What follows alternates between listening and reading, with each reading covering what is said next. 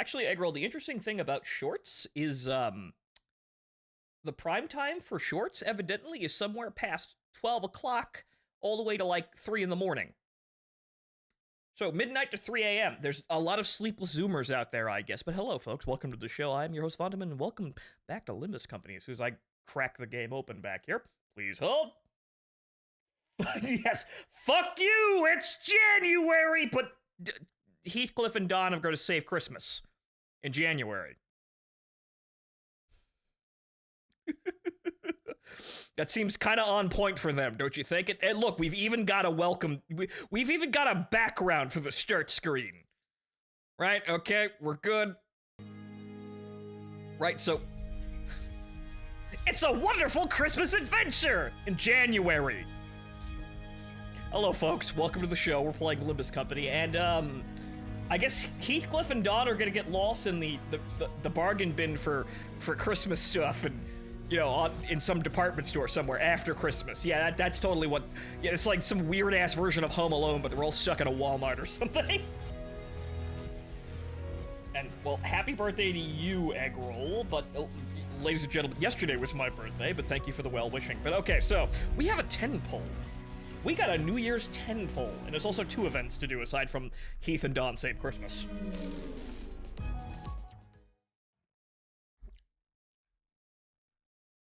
But I wish you all a very fuck you, it's January. 정화의 시간입니다. Okay, so yeah, there are 2 events now, and apparently Walpurgis Knock is very interesting, but Miracle on District 20 is gonna be our focus for today. But first, right, okay, so yes, thread for stuff I never fucking got, end of story. Okay, so, wait, there's a new Lobotomy Ego Lantern. Okay. I mean, there's Yi-Sang, but what are the chances we'll get any of the good Yi-Sang identities that I don't fucking have? Clearly, we gotta go for the Sheep Don. Okay, that's what it is. Jesus fucking Christ almighty. Even Shark Teeth, too? Really? Good lord, they're selling that. My god. YouTube is gonna have a vacuum because apparently a lot of major content creators are gonna retire. I mean, I know Matt Pat, but there's, whatchamacallit? Yeah, Tom Scott apparently is dropping too, or the guy who does those science videos. I can't remember off the top of my head, but yeah, sure, fine. Leave all these new age, you know, Zoomers and Gen Alpha. I can't believe we're adopting that fucking that saying, but yeah, leave it to us. And hey, wait a minute, I recognize that fucking musket. Hey, wait a fucking second, I recognize that musket. I gotta have it. I'm probably not gonna get it, but I gotta have it. Knock on wood. All right, fine. Wait a minute, it shot teammates. Wait a minute, I saw that. Does it really work exactly like it does in Lobotomy? Yeah, it probably does. Anyway, in we go.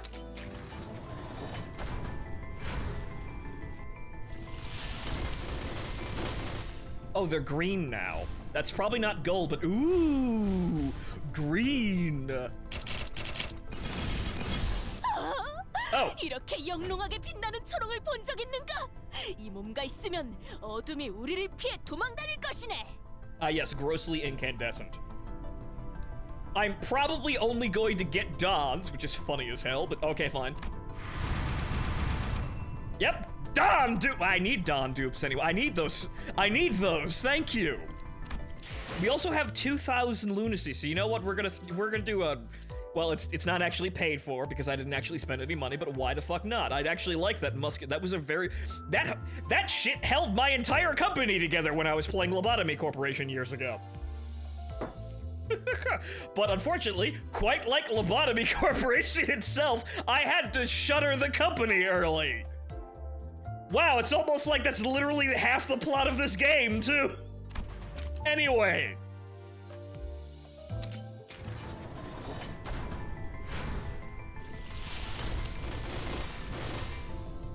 Nothing. No. Okay, that's just highlight. You wouldn't be hiding any surprise mechanics in there, now would you? 파우스트 수신했습니다. 보호 요청이 온 것으로 이동합니다. Sweater Faust. Interesting. Okay. I didn't have that one either. Actually, isn't that Big Tits Glasses Faust? I think, is that up? Isn't it that one?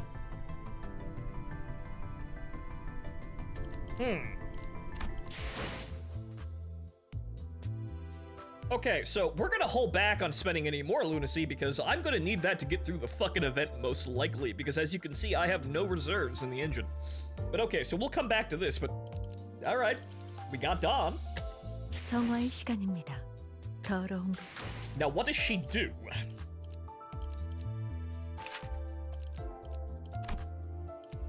I shall nibble the... Man! Man, they are selling that. Okay, rupture. Even more rupture. Gain aggro. Again, this amazingly obtuse fucking tank skill. More rupture. Heal. Based on the rupture on the target. Okay. On target. 1 HP healed per rupture, max 20. That's not a whole lot, but okay. At negative 50% HP, reuse this coin once. Okay.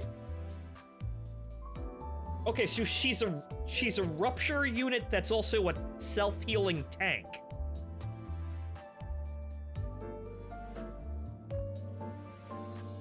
Okay.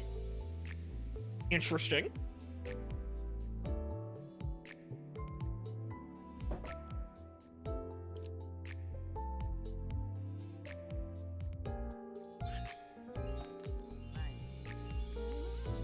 I had to close your stream 3 times so Twitch would fucking play it. Odd. Thanks, Twitch. Anyway, Destroyer, thank you for resubscribing. Welcome back to the show. But okay, so we'll leave that alone because I don't think I have any reserves to level that at all. Because we've got Tits Quixote over here. Clearly that's to blame for all of my resources being non-existent. But anyway. 13 days to do both? Man, you fucking killing me here, Limbus. Anyway. So what's going on here with the story? Because as you know, I probably will not be doing the grinding on screen. But, so we'll finish the story here, and then we'll maybe go look at the Walpurgisnacht story, and that's it. I'll do all the grinding off screen, which, you know me, I'm a madman. I'll probably wind up actually grinding the entire event, but I'm gonna save you from that. Because unfortunately, the mines call yet again. Tedium. Is it just me or Twitch being more of a shitter than usual? Possibly. Well, Walpurgisnacht is very short. Okay. Our wait in the lake grows even longer. One by one, the sinners begin succumbing to the tedium. Then Heathcliff suddenly and anxiously calls over to Virgilius. Oh, right, we're still on the boat. So this is technically chapter 5.5. So we have defeated the whale. However, we're still on this fucking lake. So what's going on? When we last left our heroes, we were still on this fucking lake! As our voyage on the Great Lake extends, the list of things to keep the sinners entertained grows ever smaller. Oh no. Maybe we should get them all on TikTok. In a way, it sounds like a serious problem, but... right. And ladies and gentlemen, they're beginning the new trend of not voicing literally every fucking event, because while we do enjoy the voice acting, it also takes millions of fucking years to get anything done because they keep doing that shit. So they've realized this. So, there's no voices. So I'm gonna have to read all of this. And this event doesn't have a dungeon. Doesn't have it either? Well, okay then. Guys, anybody got any fun stories to tell? Not for the 13th time. No, for the 13th time. I suppose repeating the exact same phrase that many times is a talent. If it could be called that. If you're having trouble recalling what you said moments ago, everyone's going mad. She has repeated the phrase 28 times, to be precise. At 30, I was planning to verify if she had suffered any damages to her brain damage. I get it, I'm just that bored. Yep. And apparently everyone is, yes, everyone's that bored and everyone's lost their voices. Unfortunately, they're gonna have to save it all for the story content, but that's what really matters, don't it? However, Man! This clearly means that we're never gonna have anything like the Chicken Mines event. Because as we know, that was a fucking spectacle, but we're never gonna have that again. Or rather, they're gonna save it. They're gonna save it for the really good ones, and we're just gonna have absolutely nothing in terms of performances until story chapters and maybe really banger events. But very sad. There's nothing to do anymore. I'm tired of playing the same game of backgammon again and again. And yes, I'm tired of going to the mines, but here we are again.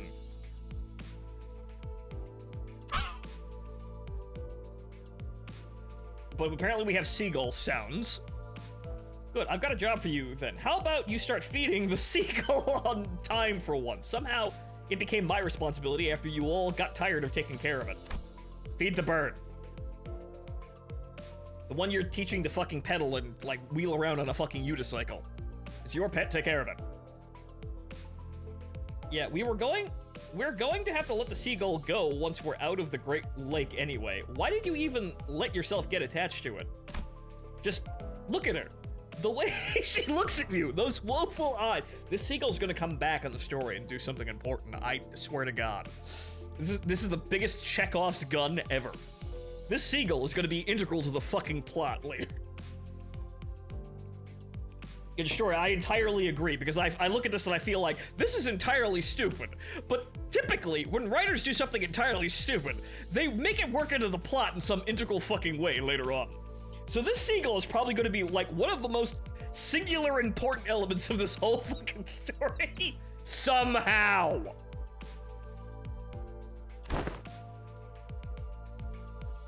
What?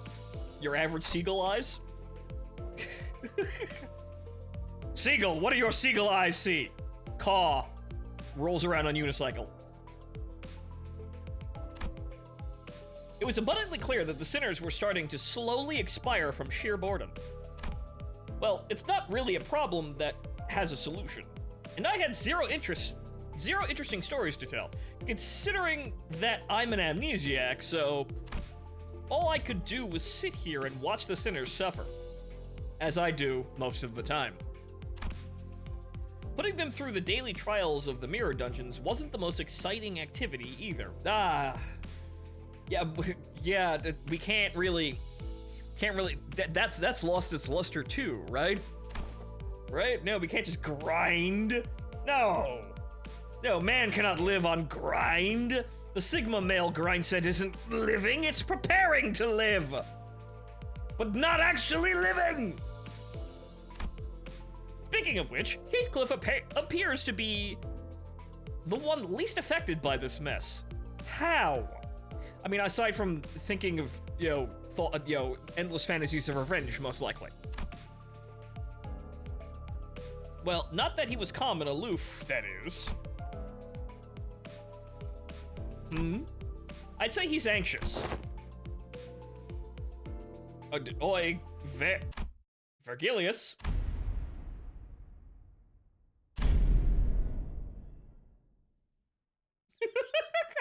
Man, with a complete lack of voice acting, we have to get very interesting with these sound effects, huh? Okay, so maybe they're trying something new. Yeah, they're definitely trying something new here. Okay, they're trying something new with the presentation because we need to keep things interesting. So funny sound effects, and they keep coming. Any more? What about Otis? Don? Anybody else? A frosty silence depended upon the sinners. Descended. Yes, but it all depended on them shutting up, but yes, it descended upon the sinners. The source of that frost was the inexplicable event that played out before their eyes. Huh? What, Heathcliff, have you gone insane? Did you finally snap? This must be the side effect of the consultations. Maybe we can call this sense of self-preservation loss syndrome or something like that. He's the general manager over there. He probably has a question. Heathcliff, shut your traps. I ain't mad, and my sense of self-preservation is just fine. Impressive, Heathcliff.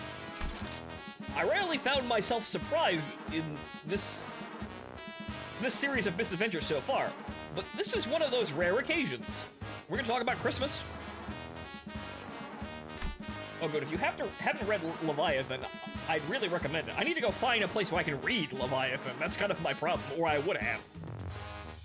Speak, what is your business? Our next destination is T-Corp, isn't it? Isn't it? Do you really need me to answer that? You know what I'm talking about. Patience, Heathcliff. Though that seems to be a virtue that most of you lack. Yep. If everything goes according to the flow, you'll make it to your appointment on time. Okay, so chapter 6 is going to be Heathcliff. Okay. One day we'll have Don. One day we'll have the Don Quixote chapter. One day, but okay, Heathcliff time. I suppose I should read Wuthering fucking Heights, too, to see exactly where the comparisons lie, because I haven't been reading any other books. I just know Don Quixote, but Don Quixote is rather simple. Just a crazy old man wandering around, screaming about knights where there are no knights.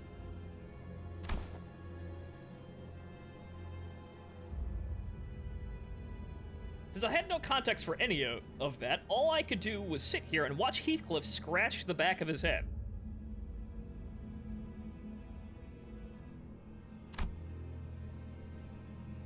I'm still out of the loop, but Heathcliff must be really anxious about something if he's willing to talk to Virgilius first. And after all that, that's not... What else could possibly be more important than the Wait. Heathcliff turned around to face us. Oi, any of you got any history with T-Corp? Show of hands, now. I have in a way. I resided in that place once. Oh. Oh, right. It's the... Oh, right. Oh, right. The place with no fucking color, because color is verboten. You need a license for that color.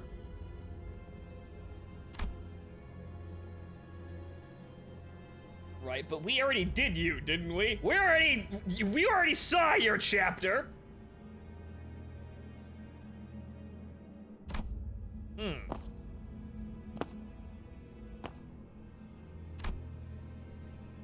Then, yeah, soon it'll be...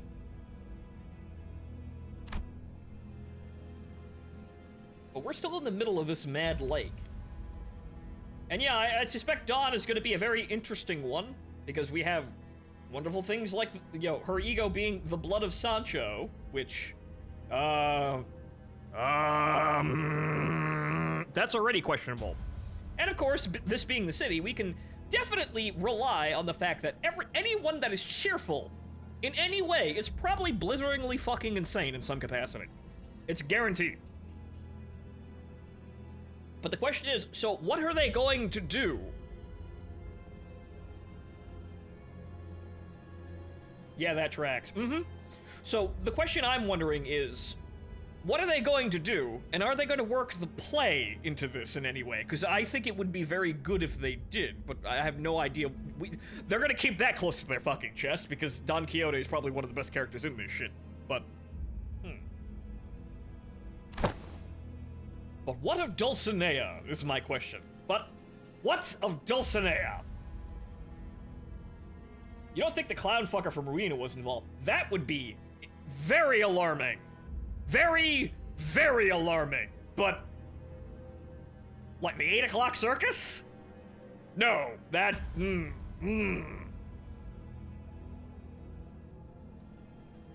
That would be extremely, extremely alarming. However, entirely possible.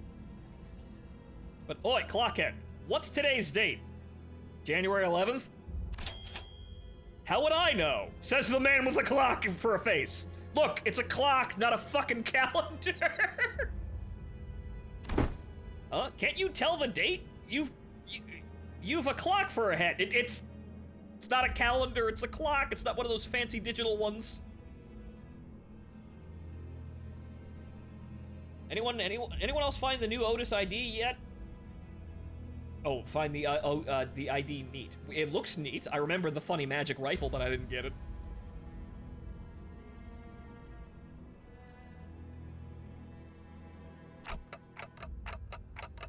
Yeah, exactly. They're completely different things, Heathcliff. You're not one of them fancy German watches that has, you know, basically a fucking PDA built into the damn thing. She can hit 7 enemies in an AoE. My goodness.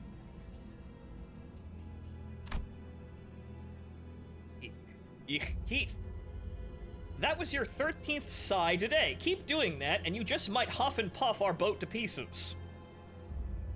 Rhodey, what are you? What? Moving on. Tell us, Heathcliff. Your turn's coming up, isn't it? And whatever it is that awaits you there, you're going to have to prepare yourself for it. Because the last chapter was a great fucking time of preparing for the whale. Am I gonna have to make a new chart, but instead of but instead of proximity to the whale, it's proximity to Heath's ex? Or whatever the fuck is going on? Again, this is... The joke of the story is that all the major characters are based on fucking, you know, books. So, read the book and you kind of understand what you're working with. However, they bend them in interesting ways, clearly, because they're not just gonna copy the book one-to-one. They'll play with shit, but I don't know anything about any of this shit, so maybe I should do some, you know, some reading. Because, you know, I'm trying to be a writer after all, for fuck's sake, right? They Yurified Moby Dick. Yes, and it was still gay. I think they did a pretty good job, I suppose, with, you know, casting Captain Ahab in the role that they gave Captain Ahab, but yeah, it was sure weird. If they copied the books one-to-one, Gregor would be, even more of a cockroach, because his book is Metamorphosis. The story about a man who, you know, turns into a fucking cockroach.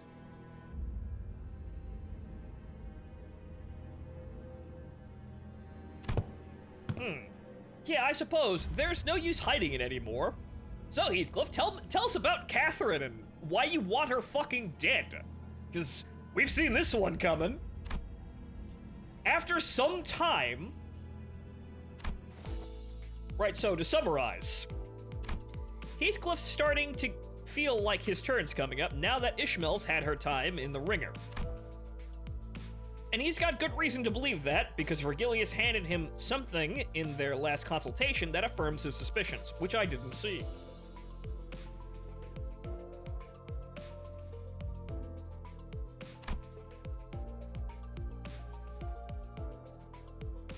And according to that something, he'll need some fancy clothes and whatnot to refine his looks before we get to T-Corp. But since we're still so far from escaping the lake, you're starting to feel restless, is that right? Right on. So there's not much you can do about that before we hit solid ground, is there? No. Oh, come on, Heath. That's it. Don't you worry. I can definitely help you with that as soon as we find land. Okay? Yeah, you're gonna go shopping. Yep. Gonna get steampunk Heathcliff, and he's gonna have a dapper night on the town, probably brutally murdering some woman for some wrongdoing. I have no idea what's going on, but I know Heathcliff is there's probably going to be aggravated assault, you know, involved, because Heathcliff is basically walking aggravated assault. We don't even know how far away from land we are. Alarm! Dante, we have reached the end of the scheduled work period for the sinners. Why do we need... Guys! Why do we need that alarm? Is it so we don't accidentally give them overtime or something? I hereby confirm today's close of business for the sinners. Again, why the alarm? Wuthering Heights is a tragedy. I'd imagine so. But yeah, I have no idea what that book is about, so I should probably go read it.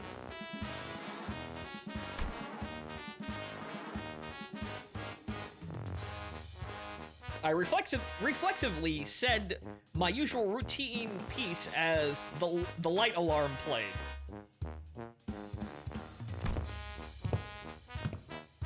Man, that wasn't even a big deal then, yawn.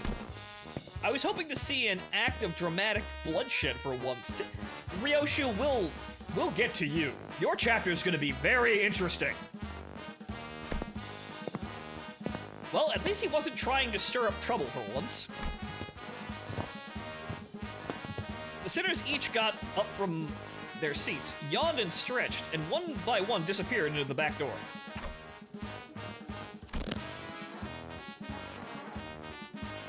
Boy, clock it. Didn't know they knocked your wits off along with your head. Sorry?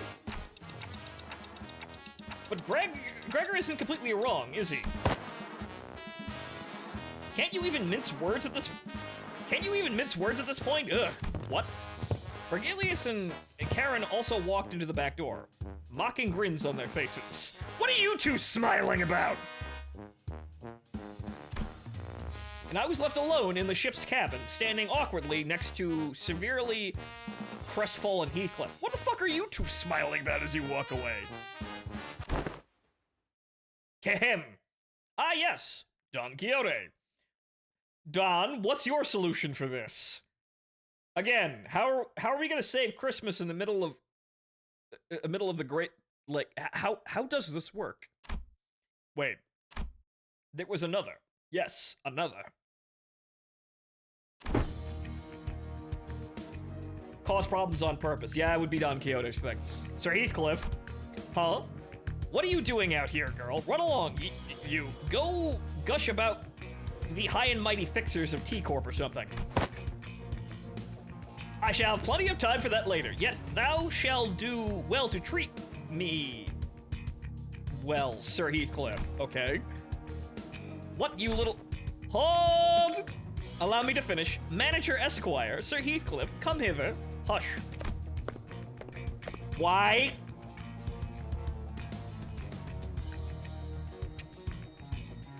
Don Quixote wore a confident smile. She slowly, gingerly walked over to presently and temporarily vacant Sharon's seat. Don, this is not the time for a joyride. Don, what are you doing? And whispered ever so slightly to us. Forsooth, I have devised a splendid plan for thee. What's the plan, Don? Yeah, meanwhile, Team Rocket gains another fuck. Giovanni recruits another. And yes, I did already pull the gacha. I got sheeped on, and I think Glasses Faust? Huge Tits Glasses Faust? Harry Potter Faust? I think that's it. But anyway, okay, so that's one of 12 stages. A tempting offer.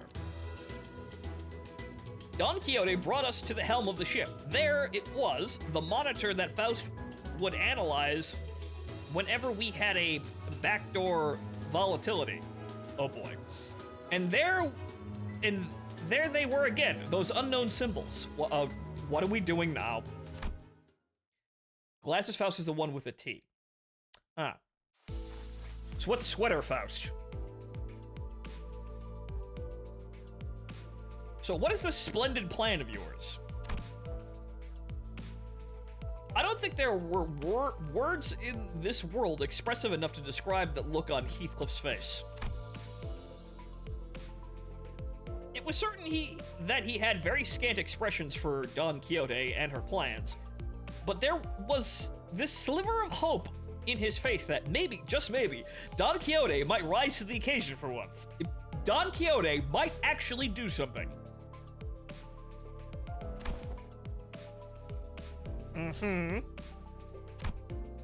It was unclear whether Heathcliff's internal struggle mattered much to Don Quixote. However, she began excitedly describing her plan.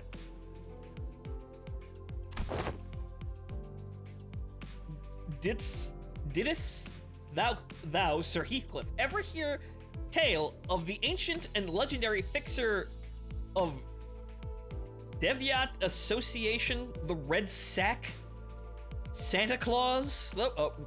Where? The Red... what? Like Vergilius? It is said that the legendary Red Sack carried out his deliveries no matter how terrible the terrain or how arduous the journey to all corners of the city. With him was his sidekick, Reindeer Man. Don, what the fuck are you talking about? Forsooth, his magnificence have given away gratuitous gifts for children of the city that he deemed to be kind. I feel like I'm listening to SpongeBob ramble about Mermaid Man and Barnacle Boy, just as an aside, but okay. Oh yeah, Santa is a fixer in this, because of course he is. 'Tis but common knowledge, yes, everyone knows. Sir Heathcliff, he appeareth on the front cover of the Fixer's Monthly every winter. Everybody, they have a fucking Christmas issue, but okay. Sidekick, sorry. Don Quixote asked, sounding genuinely shocked to learn that Heathcliff did not know of this red sack. What makes you think I'd ever read rags like that? Fie to thee, rags, thou sayest. Manager Esquire, surely thou hast heard of this magnificent publication. I have literally amnesia, Don.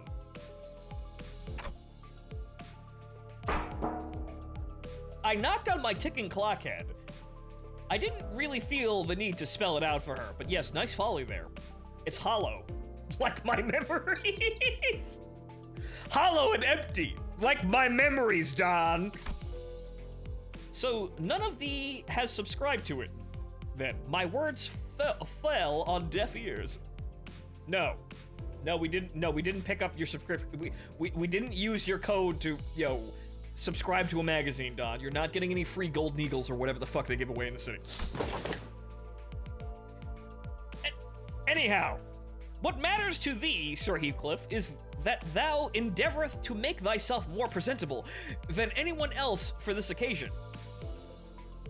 Is it not? Finally getting to the point, huh? Go on. Marry, good sir. A costume most befitting that occasion would be those of the Red Sack and his sidekick Reindeer Man. Don! Where? So next you're gonna tell me how we get to the Red Sack's, workshop is we all be good little boys and girls, and Heathcliff, what is this gonna turn into some recasting of the Grinch or some shit like that? I mean, we should probably just lay off. Maybe he'll give us coal and we can power the ship with that.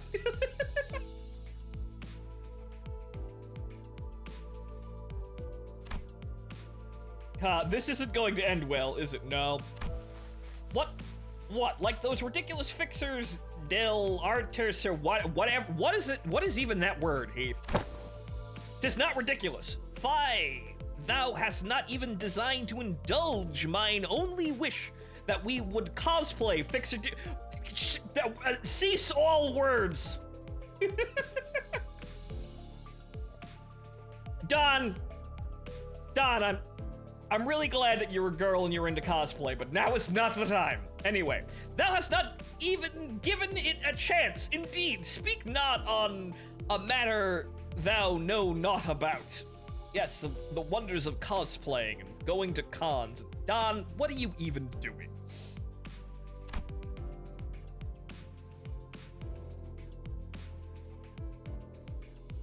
With all that talk of a splendid plan, I thought you were actually going somewhere, but it all comes around to that fixer nonsense again, huh? Yeah, it's almost like the city kind of revolves around that.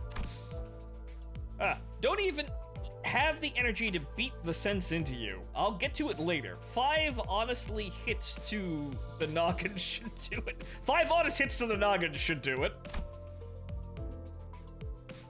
When the sliver of hope on Heathcliff's face was beginning to rapidly fade, prithee, share thy thoughts of fixers that we have laid our eyes upon thus far. What? Embarrassing, were they? Remember, were they not fancy and impeccably dressed? Close not thy eyes and heart speak. They were dressed like idiots. Absolutely embarrassing sods, yeah. That spandex bloke from K-Corp looked like he leaped right out of a circus. Speaking... So, Don, tell us more about how that's normal to you, and let's get into more of this,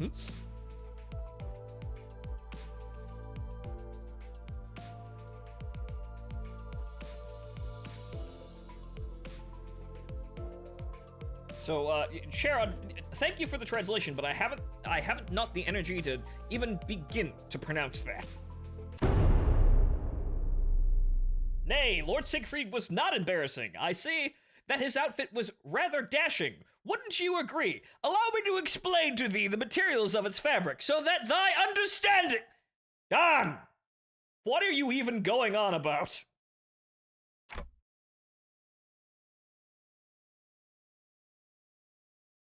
So yeah, guys, so when are we getting more art of Dawn cosplaying, things? Because, well, the middle identity revealed that she has quite the chest situationally.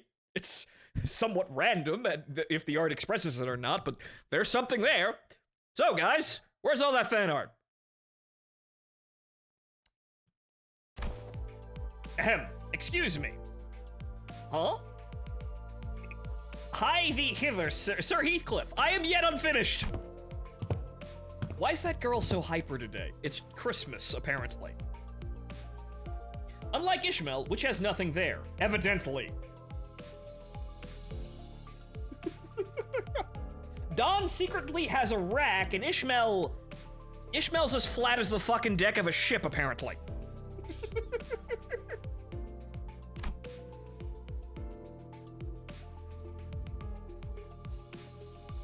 Well, Lord Siegfried is a special outlier, mayhaps, but dost Jesus Christ, Old English. Dost thou not agree that most fixers are rather well dressed and wore honor upon their sleeves? Most of them seem like they hate literally everyone around them. Some of them do wear fancy outfits, like that Blue Haze fellow, I think, but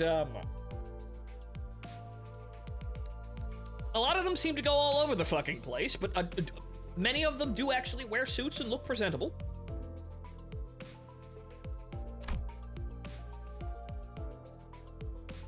Honor upon their what? I don't know about that, but I suppose they were quite posh. Some of them. Others just seemed like they hate literally everyone around them and this entire fucking world, which is understandable.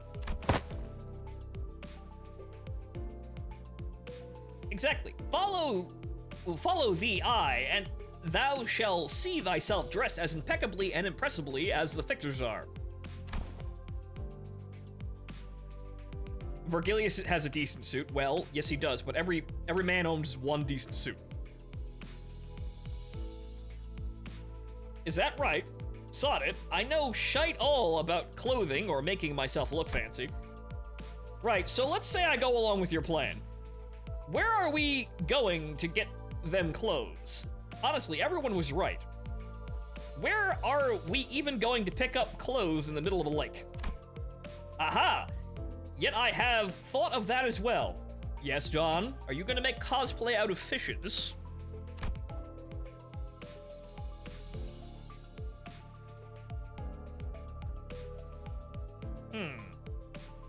Indigo Old Man. Yes, the Purple Man. Recall the events of yesterday. The siren that echoed across the bus. Dost thou remember? I don't. Now that I think about it, there was a siren yesterday. It went off not long before I announced the close of business for the day.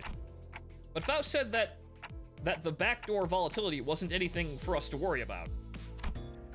Yet I was curious, how indeed does Faust determine which volatility is useful and which is not? Thus, as all were crowded by the back door, preoccupied with returning to their respective quarters, I have secretly and stealthily availed myself the chance to take a glance at the screen. Ah, yes.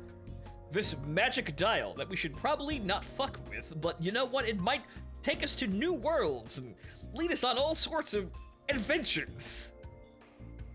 How could this possibly go wrong? We're going to hunt the cosplay whale. Yep.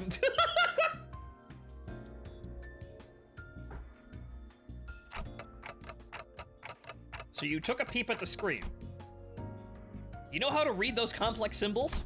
Nay, I myself had little hope for recognizing them, yet when I looked into them, I could very easily tell what the particular symbols on that device indicated. Forsooth, they're twere symbols of the red sack and the reindeer man, and next to them was a symbol indicating posh outfits.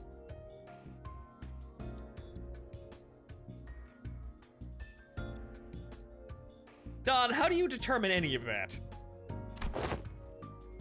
No, it can't be that simple. It's not, but let's keep going and pretend that it is. Yeah, no, it can't be that simple. I agreed with Heathcliff. However, Don Quixote remained enthusiastic as ever, as though she was already expecting him to say that. Dost thou know? Dost thou know? Every so often, certain symbols appear on the numerous doors past the back door. Oh yes,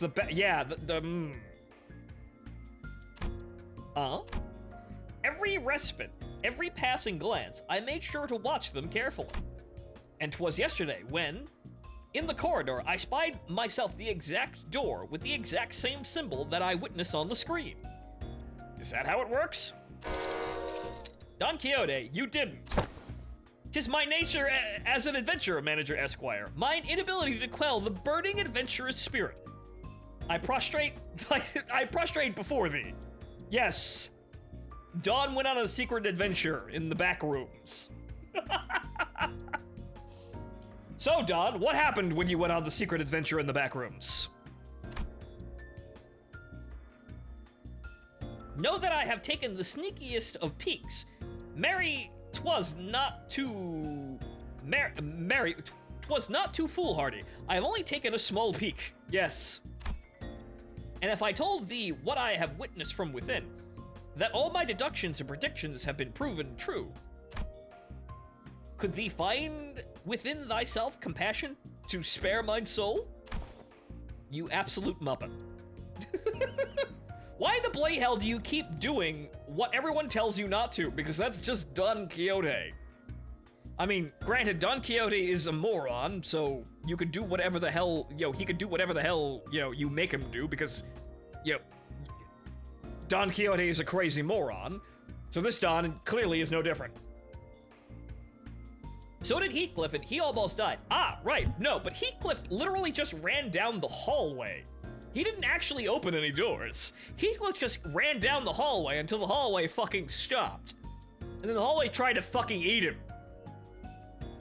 Don didn't go... actually looked at one of the doors. Don can't hear the words "don't do it," it just gets filtered out. No, actually, Nyx, "don't" gets filtered out. All she hears is blank, do it. Don't gets filtered out. That's the problem. Right, Heathcliff, I just don't understand why some people keep doing things that everyone tells them not to. I'm getting hit for that, but thank you, me. Yes, yes, Heathcliff. I can't understand why any one of my valuable workers would continue doing things after I expressly tell them not to do them. Why would anyone here do that? Can you think of anyone else that does that, Heathcliff? Maybe I should write a report.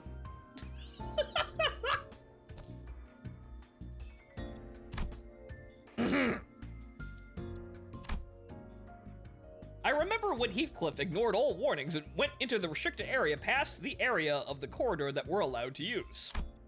We almost lost Heathcliff that day. Yes, he was almost eaten by the back rooms. It was a tad different this time, however. Back then, Heathcliff had no idea what was beyond that door. And this time, we do.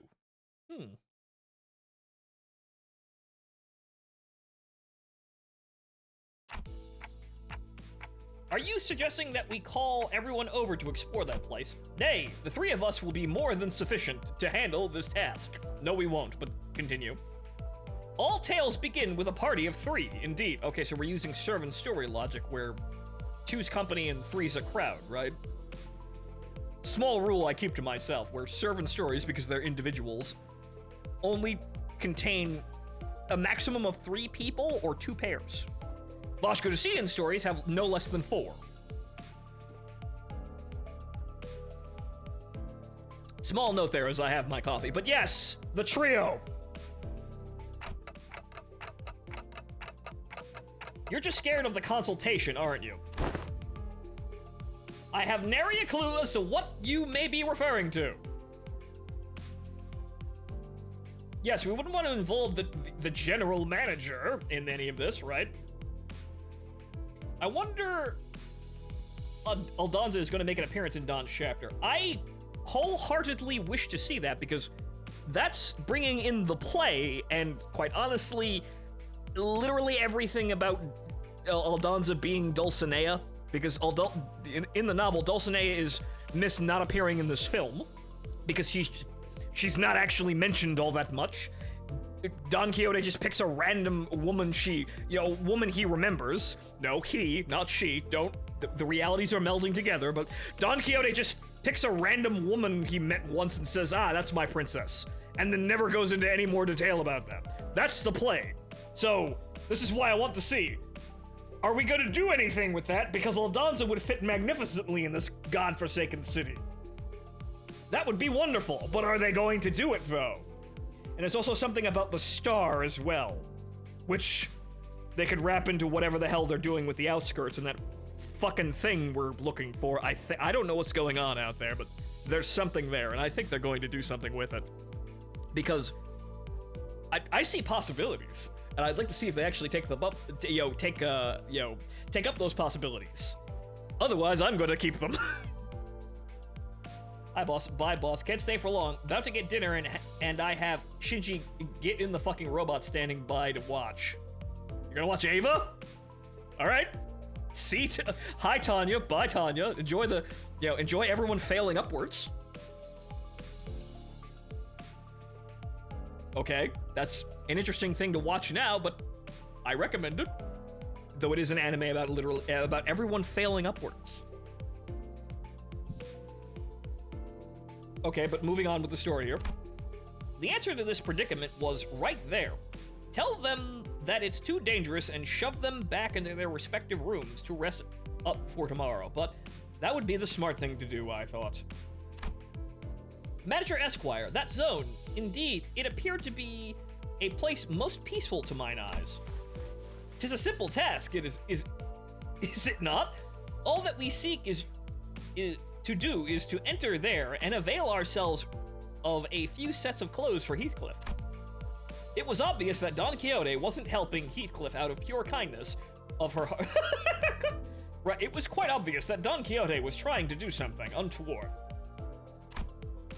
Maybe she hungered for an adventure, or maybe she thought that she might be able to do that cosplay of the fixers that she so admired.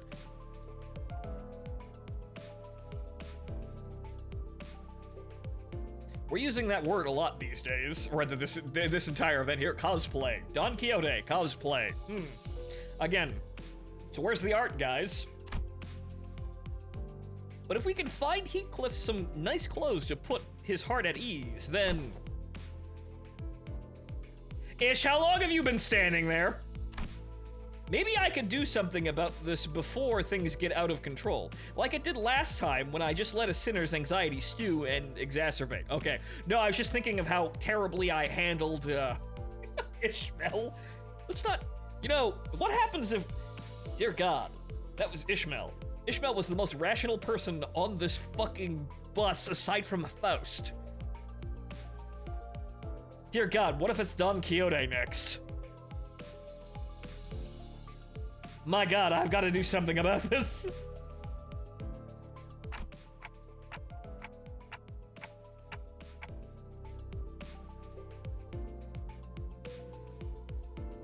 Fine, but we're turning around at the first sign of danger. Yeah, quick 20-minute adventure in and out. Seriously? Come on. You were willing to do it if it meant that you could pick up some clothes. Well, I suppose we'll be okay so long as Clockhead is with us. Haha, well said. Then, let us reconvene tonight before Manager Esquire's quarters. We shall knock in the following rhythm. Knock, knock, knock, knock. Then, thou shalt whisper a secret code, to which then I shall... How about you just shut up and open the door? Just go get some sleep. I really hope this won't be a waste of time. We agreed on a precise time before returning to our respective rooms.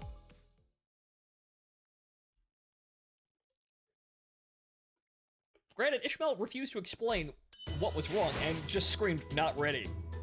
This is true. But however, that's when one of the more rational people on the bus does that sort of thing. What happens if it's Heathcliff or Don? Oh dear God. Oh no. Anyway, also there's combat here. We entered the back door Don Quixote claimed to have seen.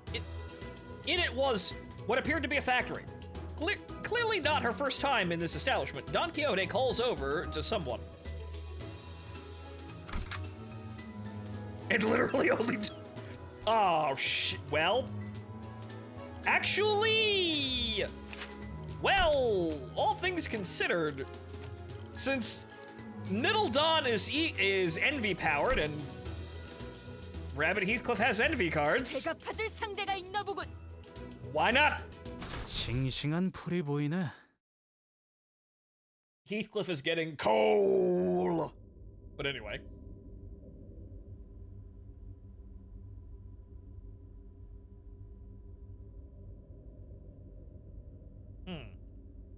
A dark, silent night. All our sound is sleep.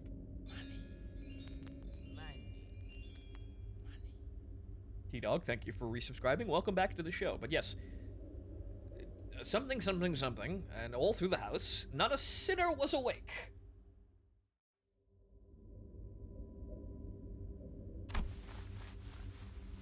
Thus we assemble. Yes, for adventure. Don, tiptoeing. This better be worth the trouble. It will be worth every trouble, of course. Now, come hither. We quietly and sneakily followed Don Quixote, taking care not to make a noise. Are we really crossing this line? Bloody hell, lass. Don't you know what happened the last time I crossed it? Alas, it will be different this time. All we must do is follow the corridor immediately to the right of this delineation and open the door here. So, they're the symbols she was talking about. Past the door, through the window, the symbols Don Quixote mentioned shimmered. Symbols that seemed to indicate a sack, a wrapped present, and what appeared to represent fancy clothes. So, they're the red sack and the reindeer man symbols. Precisely. Right, I suppose you're the expert with these things. I'm going in... Yeah, okay, yeah. Don Quixote is an expert in fucking hieroglyphics. Huh? Hold on. Before I had the chance to stop him, Heathcliff barged into the door, as Heathcliff is wont to do. And we found ourselves almost getting dragged in by his sheer fervor. Oh ho. Ho ho. Ho ho ho ho. Well, there's the background music drop. We found ourselves in a rather sizable room. This place was decorated with numerous Christmas-themed ornaments, warm, cozy lighting reflected off the wooden flooring, and a maze of conveyor belts were installed all over the place. This place is, oh my god, it's Factorio. A factory, yes. Quite. And what are those things? Those little children-like... Hark, it is I, Don Quixote. What the hell is she doing? The little figures Heathcliff indicated didn't exactly look like children, They all froze for a moment before turning around in our direction. They weren't humans, that's for sure. Give me but a moment, I have already parlayed with these fellows. What happened to the sneakiest of peaks? Oi, Clockhead, something's coming this way. A small but larger than others around it figure scurried over and stood before us. Ah, Lady Don Quixote, you finally grace us with your presence once again. Ome. And just as you did before, poof, appearing from the most unexpected places again. Oh me. Oh may. Oh my. What is going on here? Who's this Don Quixote? Him, the one who shall grant us the wondrous gifts indeed. He rubbed his hands, or what I assumed to be hands together, looked up at us and started. Please do make your acquaintance, Omi. You must be Lady Don Quixote's friends, Omis. Oh, again, okay, so, sure.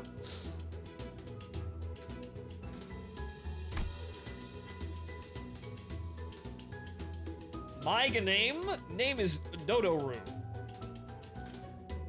A gnome who works at this gift factory, Omi. And why, of course, I make gifts here, Omi. A gnome? It's a very interesting gnome we have here, but okay. Indeed, a gnome. Was that supposed to be obvious? What are gnomes, anyway? So they're not humans, right? Yes, these fellows are not humans, they're gnomes. Yes, of course. Of course. Not human Omis. Where is this going now? Didn't think non-humans were allowed in the city. They're not abnormalities or distortions either. They're something else. They're probably horrible mutants from whatever the fuck happened outside the city, and why the city is the only livable place on the planet.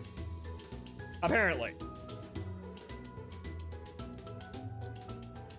We haven't got to that part of the backstory yet.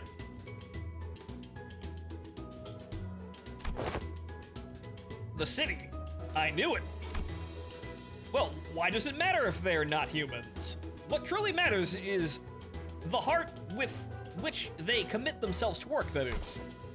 Of course. You are absolutely right, milady Omi. Didn't that Dodoru gnome say something weird about the city just now? Yeah, didn't he just... So that wasn't just me, huh? Well, Omi! This Dodoru cut in on our conversation.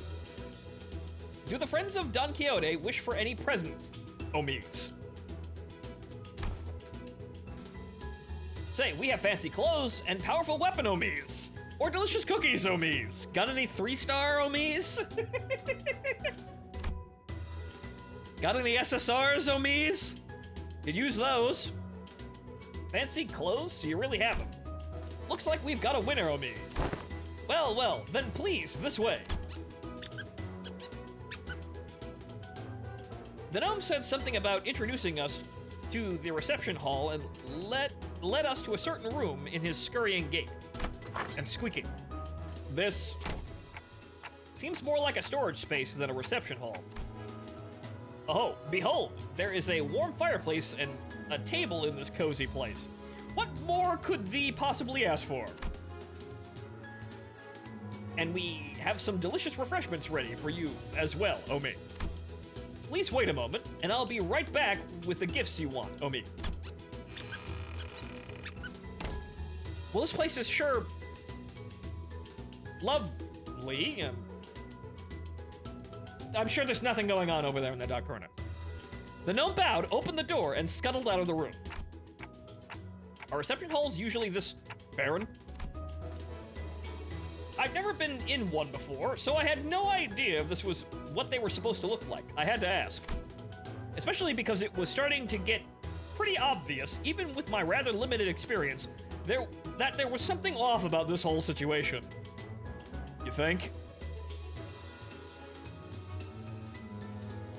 Any Faust pinups? Or a whale hug pillow? Yeah, let's get a whale. Yeah, let's get a whale docky for Ishmael. I'm sure she'll love it.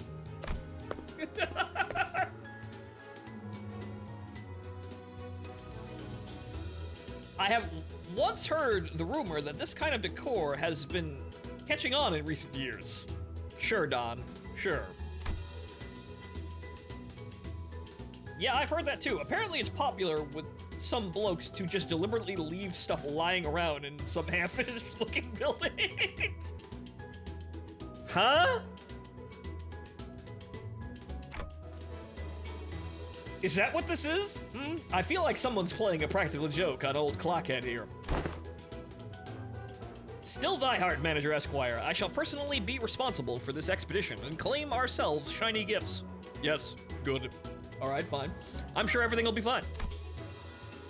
If push comes to shove, I could nab some of these. I saw them packing some shiny, expensive-looking stuff over there. No thievery this time, Heathcliff. Has the incident with the hair coupons already left thy mind? Yeah, right, about that, where we got fucking... where we've basically been made by a major force in the city. Yeah, Heath, I think you've done enough damage by stealing shit. Might want to stop.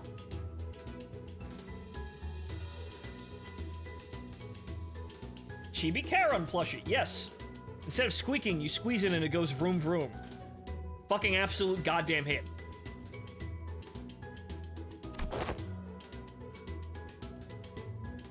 Ah, blimey. Fine. Fine, I've only almost got us killed once. Probably several times, quite honestly, but fine. There's just too much shit happening for me to remember exactly who was at fault, but fine.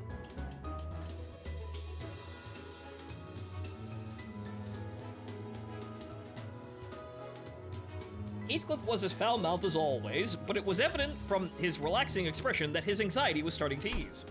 Maybe the fact that we're here, about to find what we're looking for, was comforting, was a comforting thought. Heathcliff, is it that important that you dressed well for this occasion? Huh? Oh yeah. A rather delicate but gently smoldering hearth. Calm, silent air, a perfect atmosphere to bring up uncomfortable subjects for some honest heart-to-heart. Yeah, Or is someone waiting for you there? Someone who you'd like to dress up for? Well, I suppose you're not completely wrong. Oh-ho, a secret, is it? Okay, also, I'd like to say, I could probably honestly turn this down myself, but I feel like I'm kind of missing the voice acting because it would dim the background music a little bit, like it is right now, right? It's a little... It's not exactly deafening, but it's definitely, you know, it's definitely kind of, you know, more present than it usually is, right? Odd. Man, the things you notice when you're suddenly watching a fucking silent film. Don Quixote excitedly and loudly dragged her chair up close to... Once again, Don Quixote just looks like she's just kind of walked right out of a SpongeBob episode. I have to go back as a successful man, as someone of great worth. Yeah, I can understand that.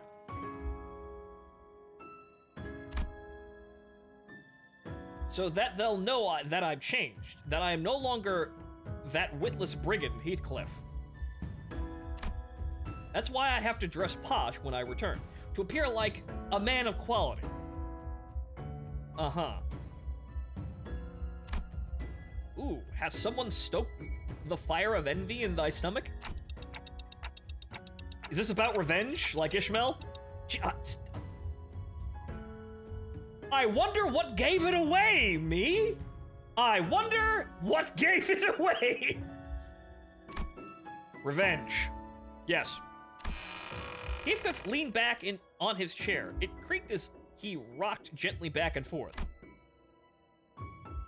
There was a look of deep introspection on his face, which was, if my memory serves me right, a first.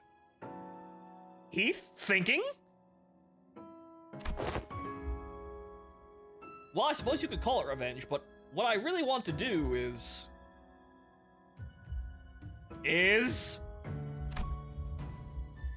Make her regret. Yeah, that's what this is. Ah. Well, Heath. Interesting. Very, very interesting.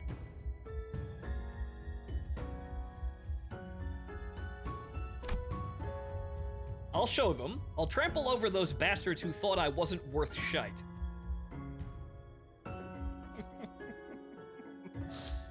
Well, this is really funny, isn't it? Heath, you're kind of an asshole, but I can empathize. So that she'll regret not choosing me. So that she will feel that regret down to the deepest reaches of her heart. I'll prove to Kathy that there was no better man for her than I. Huh. So that's what this is about. Well. I certainly know a thing or two about being pissed off at people. Some of them women.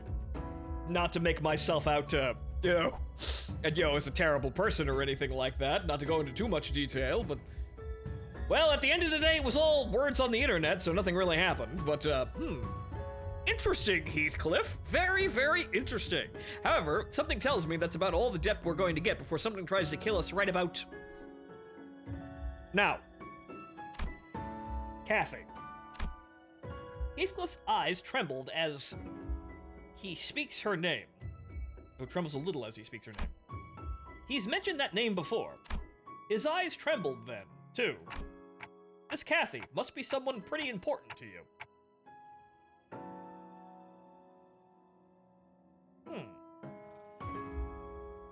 Remember, one of the themes in Wuthering Heights is abuse. Well, maybe I should go back and fucking read it then to see exactly what else is going on so any of that information actually, sticks, but, okay. Racing off on your own to make something of yourself, to show the people that kind of spit on you that you are actually worth way more than they appraise you for. Boy, that sounds familiar! I'd like to think I wouldn't have been such an asshole like Heathcliff was.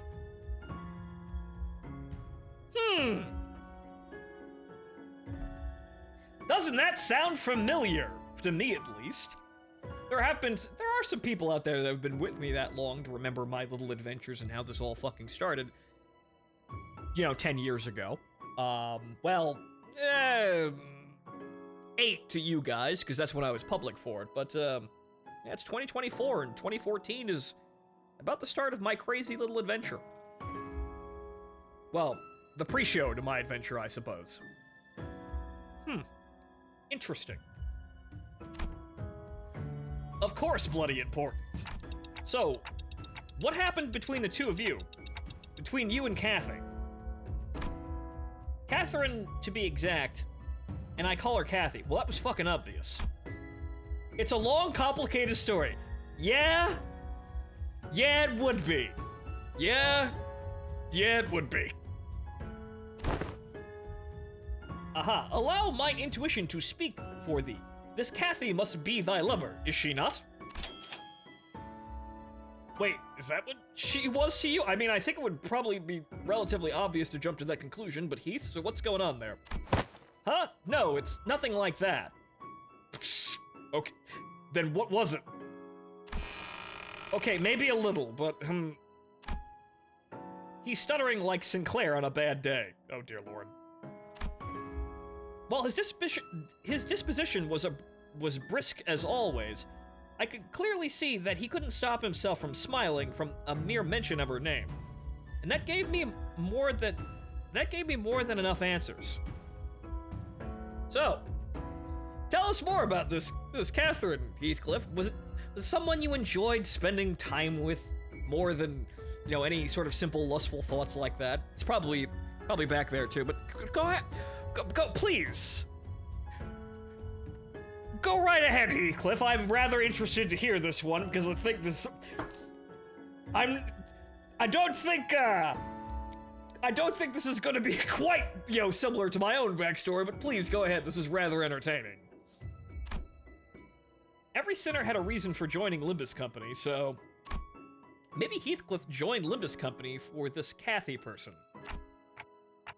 Makes me wonder what kind of a person she might be, though. Someone that special, that precious to Heathcliff. Don't be so overdramatic. That ain't me. Now, I do this not out of my obligations as manager, but I'm starting to think that I want to help you out, so that you could be the best man you can be for her. Indeed, we shall all be. Yes, okay. People of yeah, okay.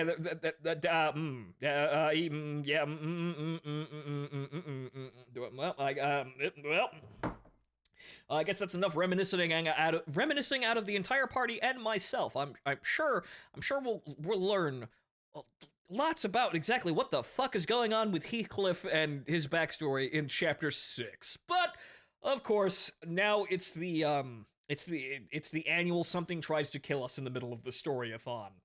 Welcome back to the actual show. But I must say, I had an inkling that, Heathcliff's story might resonate somewhat with me, and getting a little fucking close to home there, guys. Getting a little close to home.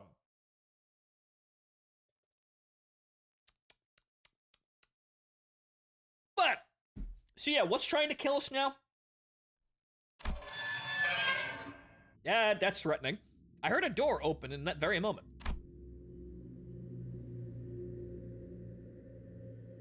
Uh-huh. It wasn't the reception hall door. That one was made of wood, and wouldn't make that sound I just heard. Is that blood coming out of a present box?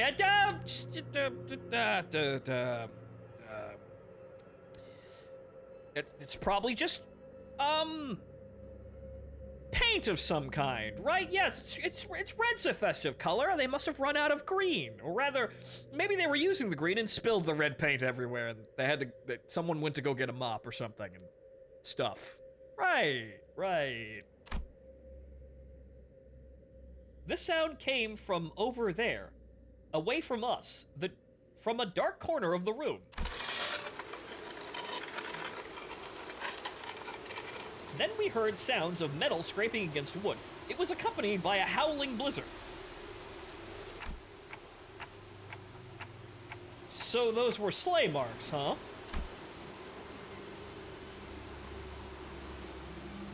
The huge sleigh made its way across the wooden floor. On the marks that were already on the floorboards, it was flanked by several gnomes. The sleigh was red, and the sacks on it were either black or red. Okay. But they were all littered with flesh and blood. What the fuck?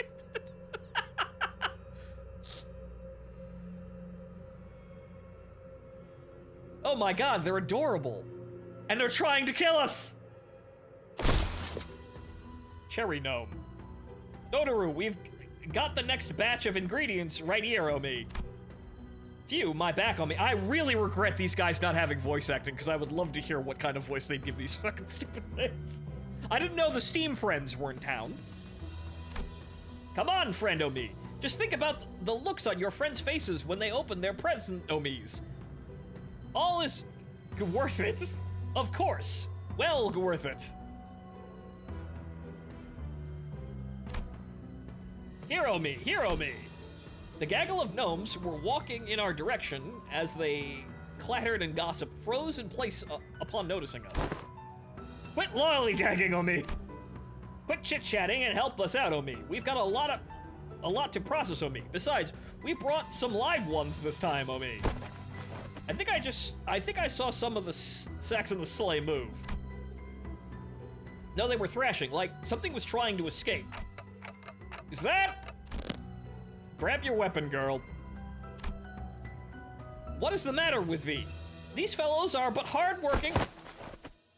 Hello, is there someone out there? Please help me. Get me out of here. Yeah, it's not surprising. Omi, what a joyless day, Omi. This one's fresh, Omi. No. Yep. The entire world shatters around Don Quixote once again. But they're human Omis. Did Manager Dodoru bring him here, Omi? How did he manage to bring in humans so fresh, Omi? So all along, thy factory has been... Oh boy. I could hear a familiar voice coming from the other door in the room as Don Quixote stood there flabbergasted. Dodoru's done a blunder, Omi. That sleigh wasn't supposed to be coming here, Omi. Don't you worry, Omi. Just a little game between us gnomes. That's your excuse? Master Dodoru. Dodoru's listening, Omi. Tell me the contents of those sacks. Raw material for presents, of course, Omi. Besides, Lady Don Quixote, Omi. Dodoru's prepared those fancy clothes for you and your friends to wear, Omi. Why don't we head there? Why don't we head right out to where... What raw materials are they? Omi, Dodoru's tired of lies, Omi. Human Omis. Humans. Like you. Ah. Gaping maw of gnome. You lot. What did I say about using the storage space, Omi? I told you this one was off limits, Omi. What? Are you gonna deliver nothing but disappointment to our neighbor Omis? Even now, they await gifts from our factory, Omi. Oh, my bad, Omi. Omi. I've already told the factory director to look forward to this batch, Omi. Huh. What was I thinking? This was absolutely not worth it. I know what you're thinking, Clockhead. So quit sighing and start strategizing. We've got to get out of here. Yep. Yeah. Sitting here and feeling sorry for myself won't do anything. It never did. Yep. Okay, time for the killing. Let's go. Got it. Grab your tool, Omi. Fresh, locally produced materials coming up, Omi. Right then, let's crack on, you little shitbags. Okay, time to kill the gnomes. Enough plot. Let's keep going. 늦으면 내피랑 먼저 갈 거야.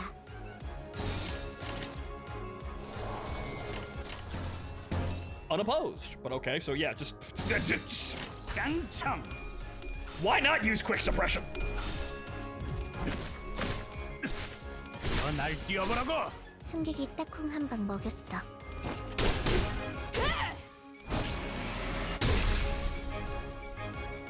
야호. 이기는 편, 우리 편. This background music, my god.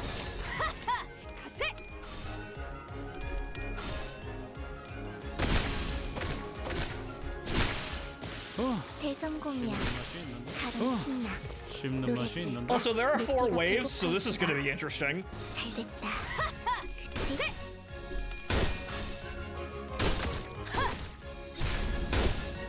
정신 차리게. 장부에 따르면 맨정신에 죽여야 하니까. Ineffective. Wow, shit. Okay, well. 야호. 이기는 편, 우리 편. Okay, blunt does normal, but they also only do blunt, which your middle Dawn resists. So maybe not optimal in terms of damage output for both, for both characters, but plenty fucking good. They can't really hurt Dawn. However, Heathcliff is gonna run out of fucking ammo at this rate, which is kind of bad. 씹는 맛이 있는데. And there he goes. 이걸로 제가 받건. 내 피가 배고파 했어. 잘 됐다. 그치? If you notice, they're weak to the colors of festivity. Huh. Ah.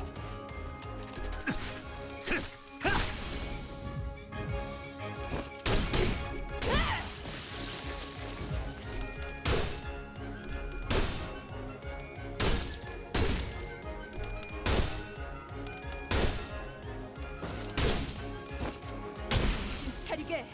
장부에 따르면 맨정신에 죽여야 하니까. 내 피가 배고파 했어. 잘 됐다. 그치? 깡총. 날 뛰어보라고.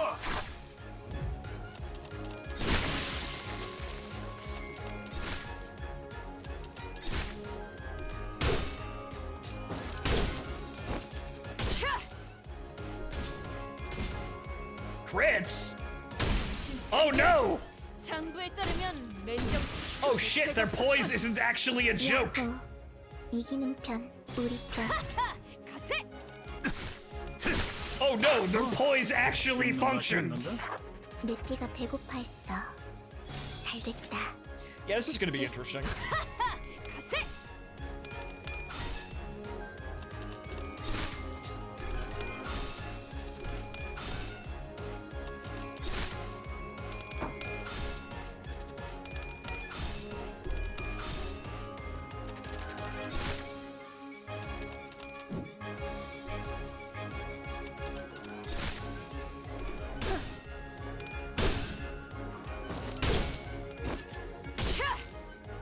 Poise got buffed, did it? What does it do now?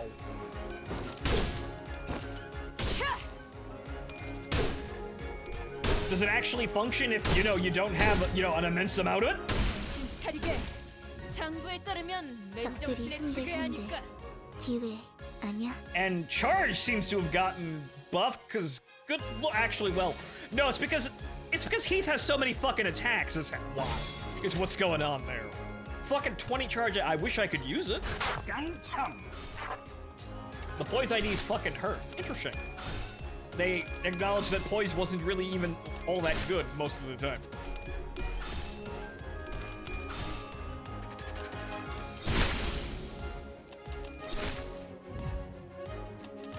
This is at least an interesting encounter because they see that they're utilizing, you know, 2 characters and not an entire party.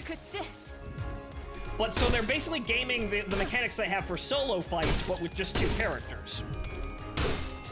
They haven't used this in an actual fight before, now they have. Now they're doing it, which is interesting. So when there's there are less characters than, you know, the maximum party, people start getting double attacked, or rather start gaining more attacks. And so this is how this entire fight's functioning. So, 우리 편. Poise stacks remain until you crit. Ah. 깡참. So it stays there until you actually get the crit. Ah. So wait, it stays there until you crit, and then it only reduces, like, per attack? Only goes 1 stack per coin. Ah! That's a good change. Interesting, interesting. Those were some fierce sods. Yeah, they were kind of durable. The fault lies with me. As it usually does with Don Quixote. The light of confidence had completely faded from Don Quixote's face. So did her enthusiastic voice. No, I should have thought this plan through. Yes, I should have followed Don Quixote. What the fuck was I thinking?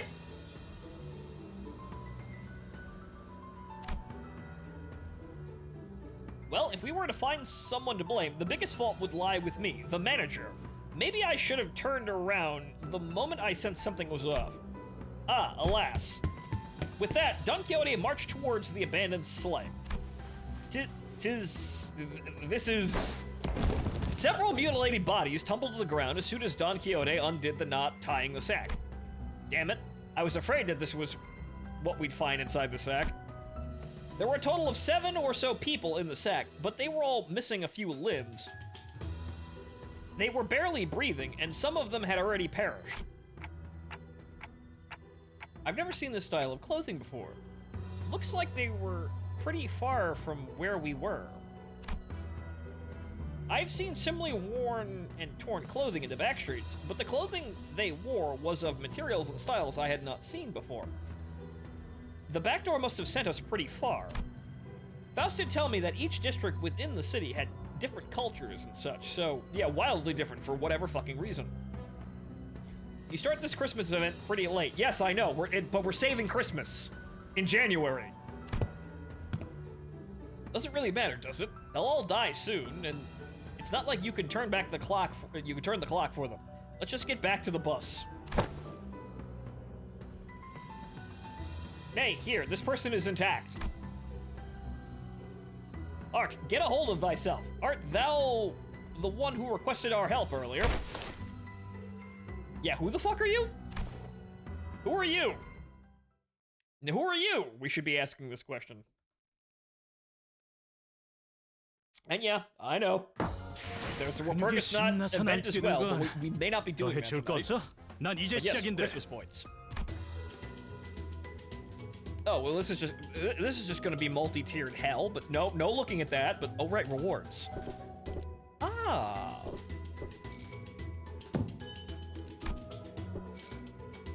Okay, so how many levels are this to the Christmas mines?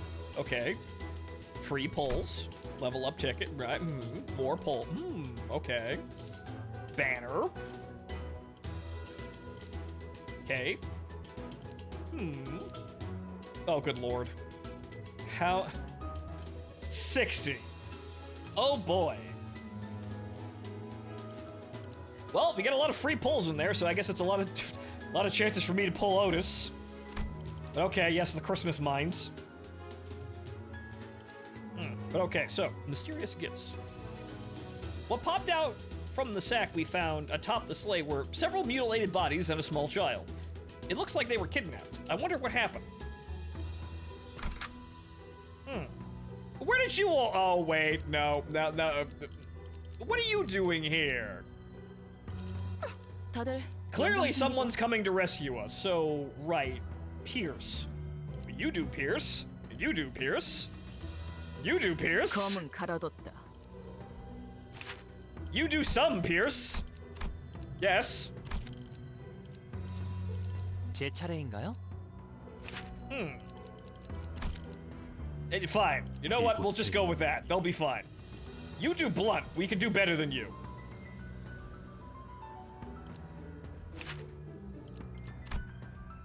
Okay, Pierce. You're not up. You're not fully up. Actually, you are upgraded. What the? Oh, I'm not up to. I thought I was. Shit. Okay. Oops. You know what? Fuck it. Screw it. We'll probably be fine. 말뚝을 쑤셔 넣어주죠. We'll probably be fine with just that. 예리한 검으로 하는 예술이 보고 싶었나? Be fine.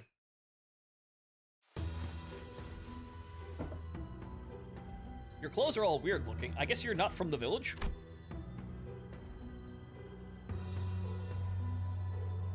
The child was dressed in torn and fading clothing. From the way she looked at us, I could tell that she found us rather fascinating. She soon woke up from her momentary shock. Anyway, thank you for saving me. And Claire doesn't give a fuck about resistance. Yeah, just throw in Claire. Just fucking throw in Corpse and Claire at something, and they'll be fine. He might do zero damage, or he might instantly kill him. One of the two. My name's Crayon, and Crayon? Clockwork teeth? The kid pointed at me and backed away in terror. The hell are you talking about? That's Clockhead. My name's Dante. Clockhead? But I heard that the clockwork teeth look like clocks. That seems obvious. I guess I also heard that they don't show up this high. I've never seen a monster like that before, though. Aha! But they are not a monster. This is none other than our very own Manager Esquire. Thanks for that intro, I guess.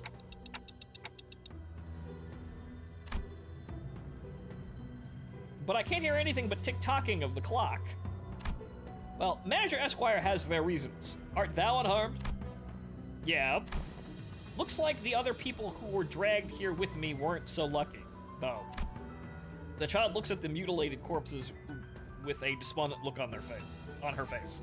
Don Quixote casts a sympathetic gaze. So they were all neighbors from thy village? Yeah, but our village will soon send the hunters to save us. Oh great, we're in a fucking fairy tale. As long as they can get here, they can... Hunters? I wasn't sure what exactly she was talking about, so I was about to ask her what she meant. Steam. But this reception hall storage room suddenly began to fill with gas of unknown origin. What's this now? Up, quick, hold thy breathing. odd plume of gas. It's red and green. Odd plume of gas. It's red. It's hue red and green. Sorry, words. Began to fill the room. This gas. It's the same gas from when I was kinda... The three of them, including Crayon, passed out and slumped onto the floor. I, however, am immune because reasons. Yeah, something like this has happened before. When we were walking right into a room full of toxic gas, which killed everyone.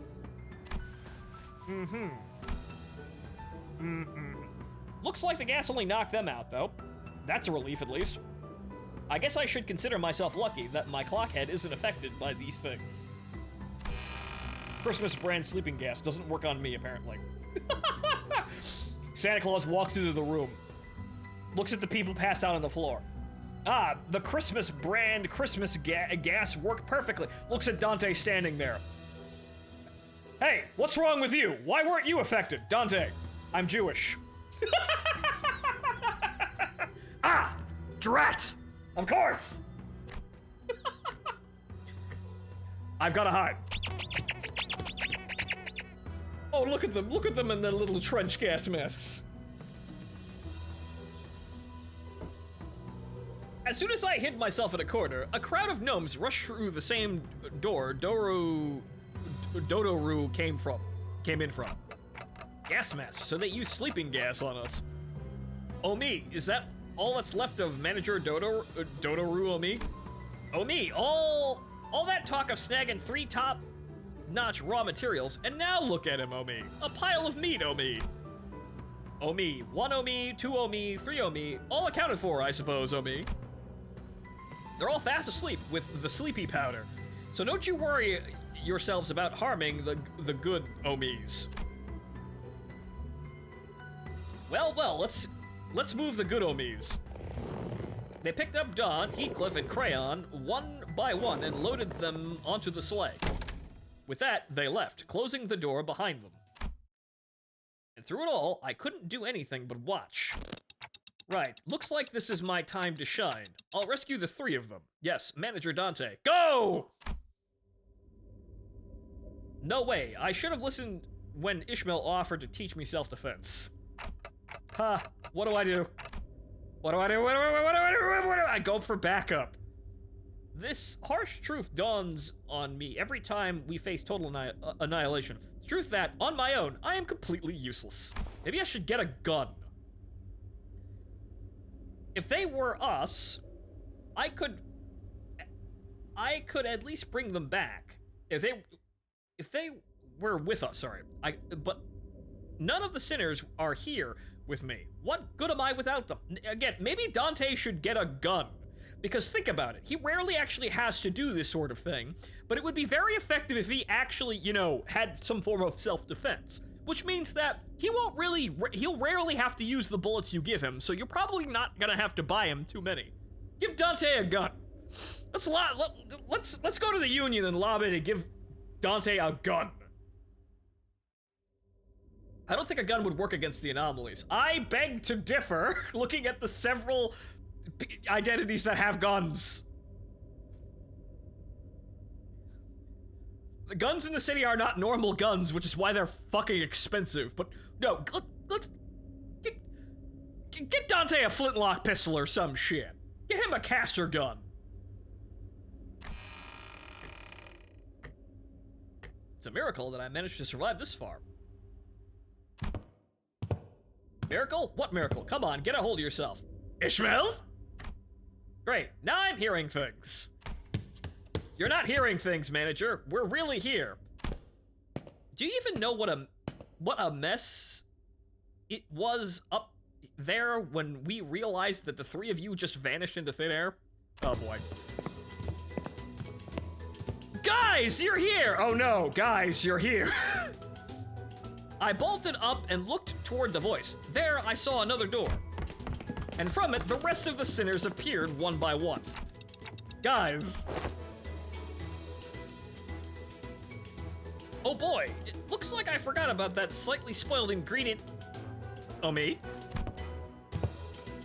I will inquire about this incident later, Dante. For now, command us in this battle. Later, Dante, I must kill.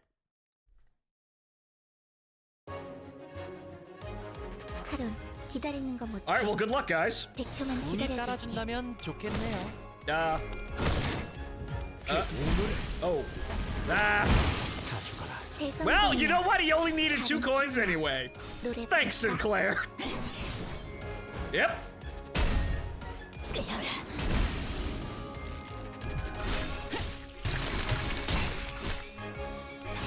끝이.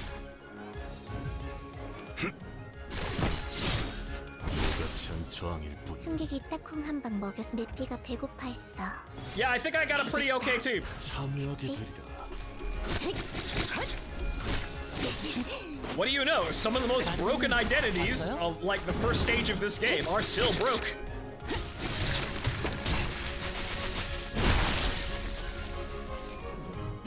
Though, granted, N-Corp Sinclair and, you know, Fishmel are fairly new. 이기는 편, 우리 What? 편. N-Corp Sinclair was designed broken because it's kind of a show-stopping thing. It kind of needs to be. 불길 속으로.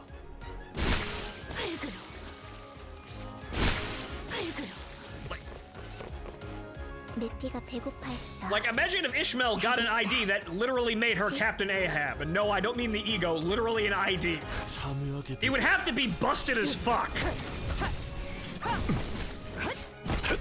검을 덜 갈았었나?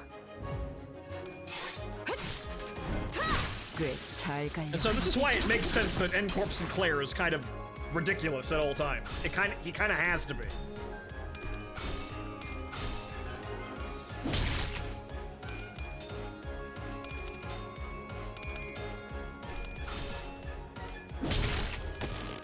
얼얼하지?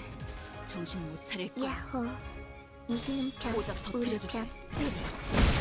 가져가라.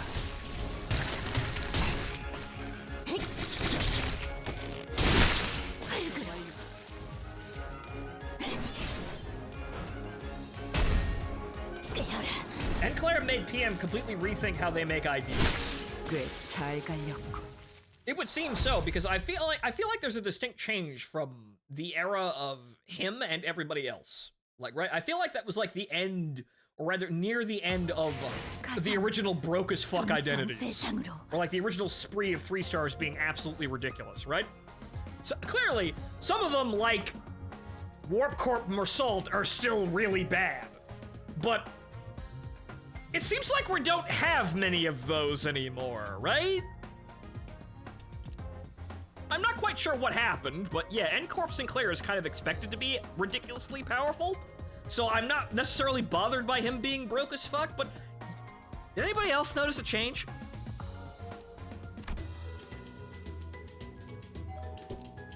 Ah.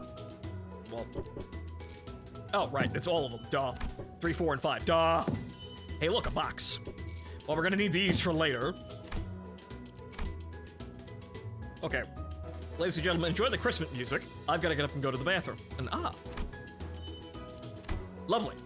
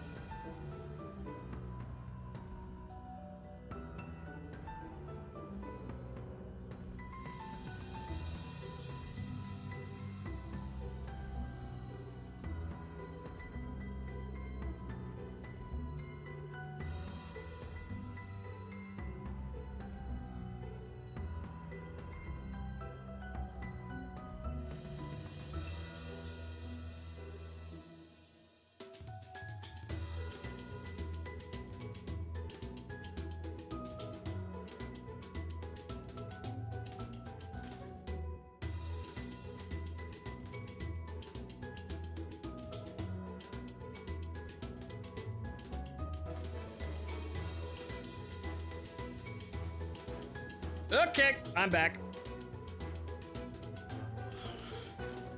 Alright, so. Now what? Heathcliff and Don Quixote were both out cold, but I managed to survive thanks to the sinners who came for me. But I don't see the two unconscious sinners anywhere. Yeah, they've been abducted. And clearly, we're gonna have, you know, we're gonna be switching perspectives until we find them. But where are we going now? 불로 정화하고 So clearly, we have a team that can beat the shit out of 세계를 the fucking Steam Friend gnomes. But what's next for this wacky story? Thanks, everyone. How did you find me? We entered via the back door. Your signals were no longer detected from within the bus's premises. Then every sinner was immediately summoned from their respective rooms for the search. And soon after our break started, Dante, let's try not to do anything like this again, Well, you were all bored, right? So, hooray! Even if you are the executive manager, rogue behavior such as this poses too great a risk. Please be wary of that. Yeah, right. I'm sorry. So how do you guys find us? I have deduced it. As of late, Heathcliff was in a constant state of uneasiness. Considering the nature of our circumstances, I conjectured that there was aught that he had to do before our arrival at T-Corp.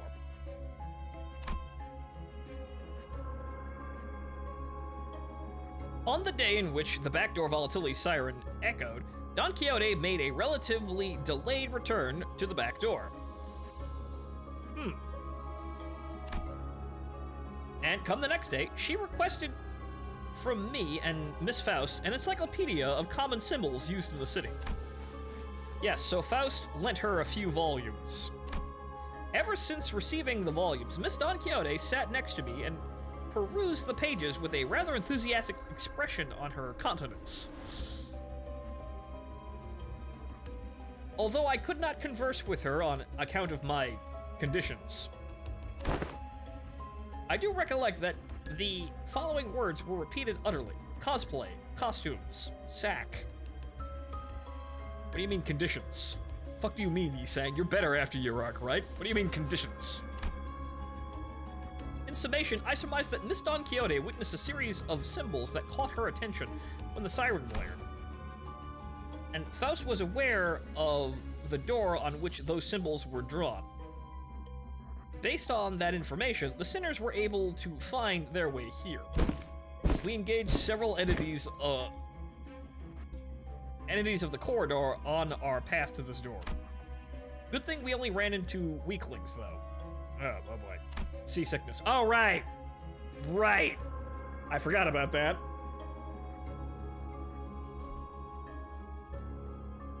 An irreversible death of a sinner could have occurred in the process. Do you understand? Engaging hostile forces in your absence carries an exceedingly high level of risk. We could have been lost forever in some corner of the corridors as bodies, never to be revived nor retrieved. Please comprehend the weight of your responsibilities and the risks of your independent action carry.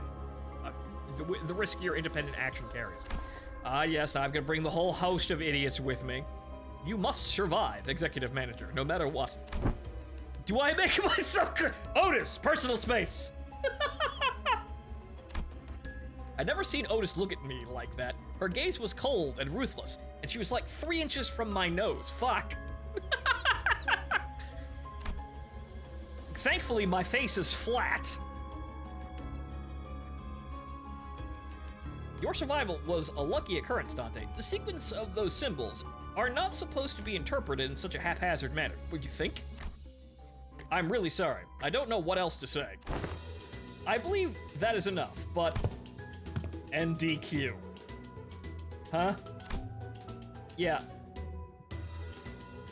Oh, right. And DQ. Yeah, Don Quixote, Heathcliff, where'd that pair run off to? Oh, that's... I told him exactly as the events transpired.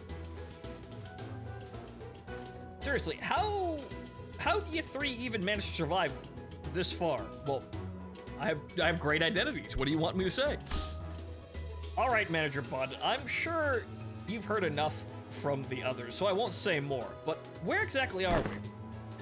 Hey, which district is this? This cold, we must be somewhere in one of the northern districts of the city, or we are not in the city. What do you mean? I mean that we are not in the city. Those intelligent organisms called gnomes are part of a species surviving in the outskirts, commonly known as monsters of the outskirts. Monsters again? After all that we faced at the lake?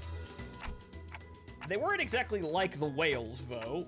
We could communicate with the gnomes. They were just like people, except smaller.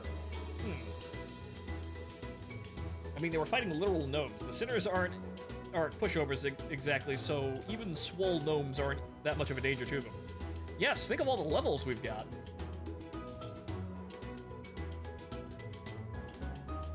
Welcome to the outskirts. Turns out people live out here. Yeah, somehow. Though we don't quite know exactly what's going on, but some kind of horrible catastrophe must have befallen the Earth.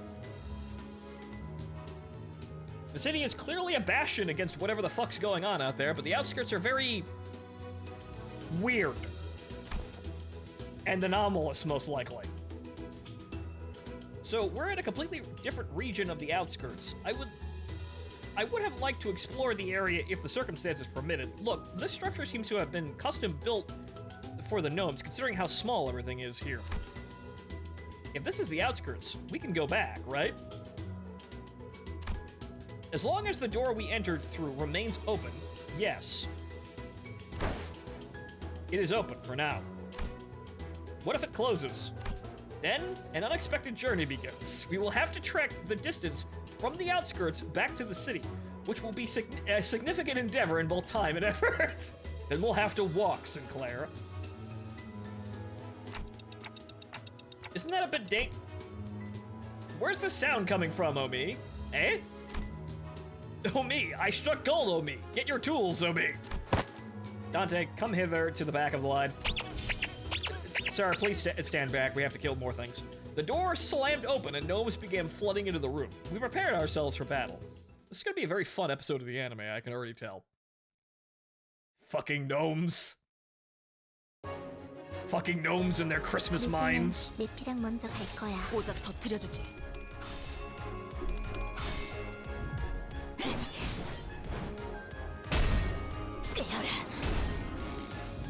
Again, very sad missed opportunity that there are no voices. I would have liked to have seen what kind of voices they gave the 뭘 gnomes. 잘못했는지 아는 것부터가 시작이랬어.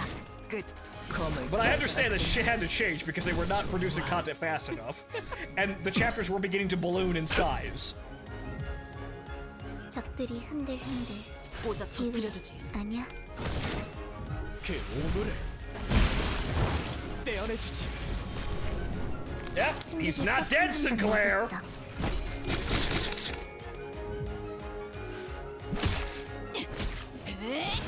파쇄 완료. 대성공이야. 가름 신나. 노래 줄까?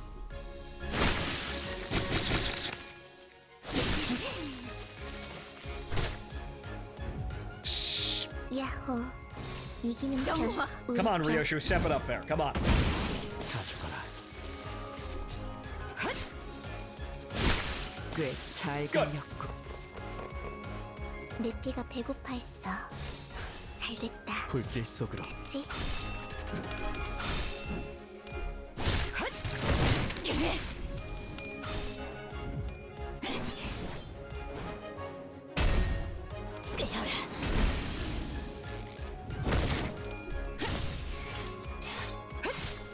검을 덜 갈았었나?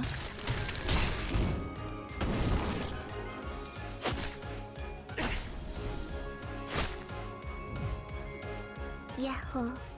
이기는 편. Okay, they're 우리 getting 편. buffs, and that's quite the poise. It's quite a lot of poise there. I want that guy to die. They're getting buffs, but they're all staggered. That's concerning. I would like this one to die, please. Well, he staggered, so we're good. 끝이 너무 쉽군요.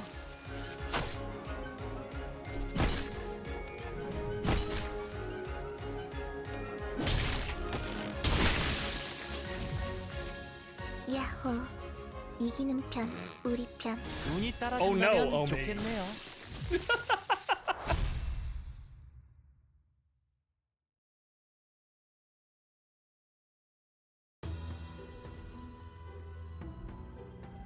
I can see their similarities with humans, but they certainly aren't humans. Except for their odd verbal quirk, these monsters are impressively commutative. I don't even know if they should be categorized as monsters. The definition is often arbitrary. Some may call them monsters, yet others may call them members of a different sentient race. Did I read the passives of the little bastards? No, I didn't. I probably should. I appreciate your analysis, but we should probably get moving. We still don't know where Heathcliff and Dawn Quixote are. You always say the right things at the right time, Executive Manager. Wow! Fucking Otis turning on a dime! Exploring the outskirts area will carry higher risks than our usual operation grounds. To ensure the manager's safety, we must first establish a more structured plan. Yeah, well, there goes that.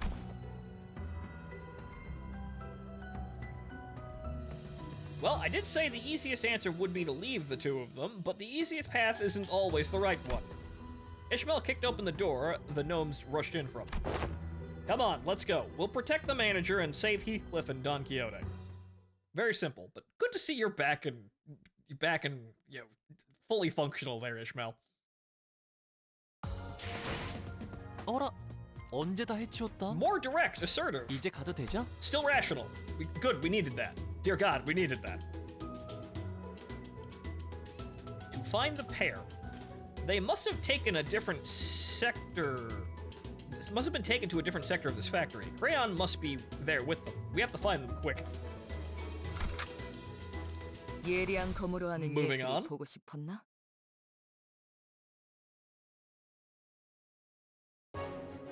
Okay, just a combat stage. 카론, 기다리는 거 못해. 운이 따라준다면 100초만 좋겠네요. 기다려줄게. 끝이. Ow!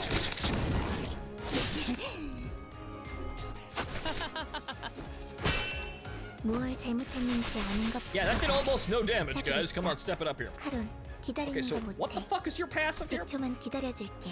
Fresh humans. Every surviving enemy give this unit +2 chance to flip heads. Oh Christ. By no means. End turn. When there are more surviving enemies than surviving allies, gain +1 haste and +1 attack. Oh, Jesus fucking Christ. Okay. That means kill them. Kill them quickly, and then kill them even faster, and then even faster.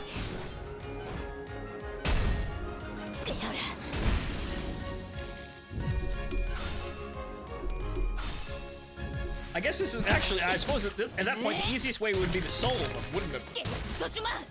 승객이 검을 덜 딱한번 갈았어. That would 먹으면 actually give them way less to work with, wouldn't it? 침묵하라. That's interesting. 대성공이야. 카론 신나. So we could send Bane Salt in here and it actually would function.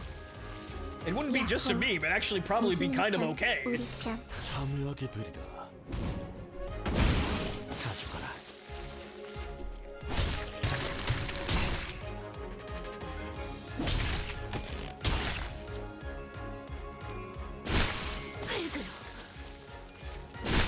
Double tap actually getting used. Fantastic. I literally have that. I just have that identity on for passive spam, and it works. 참여하게 되리라. 끝이.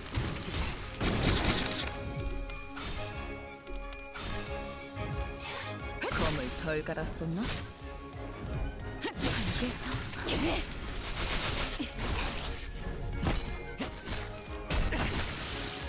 강태님 봤어요? 야호. 이기는 편, 우리 편.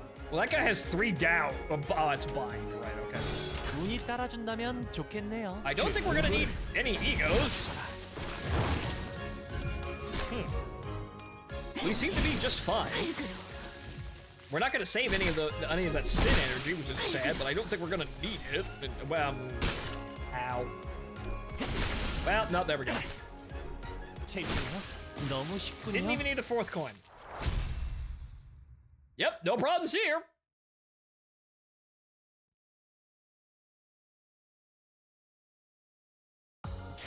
가장 순수한 세상으로. More Christmas points. Yep, more combat looks like. Okay, so,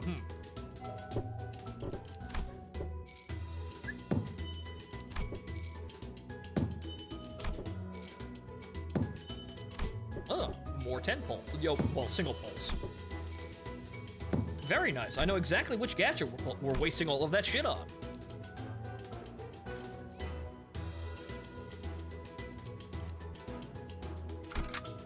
흙으로도 돌아가지 못하리라. You have another pull. I have 3 pulls now. Okay, so now we've got some filler. 기다리는 건 못해. 거치적거리지만 마. 1초만 기다려줄게. So it's 12 stages, not all of them are stories. Or like have any kind of narrative content, but okay, fine. Filler content it is. It helps us get on with, you know, the mines. Whoa. Yeah! 성공이야. Yeah, Sinclair, you just do 100 damage casually.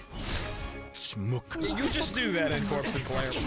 재밌네요. You just do that. 내 피가 배고파 했어. 거치적거리지만 마. 그치? Kid magically hits for the power of an ego.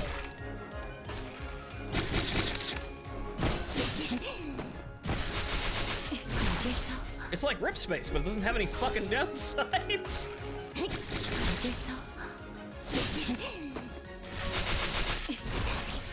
One?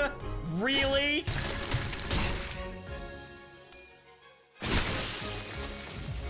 Ah, even on point with the music there. Thank you, 이기는 Ryoshu. 편. Very 이기는 artful. 편. 고작 터뜨려주지. 꽤 잘 갈렸고. 알겠어.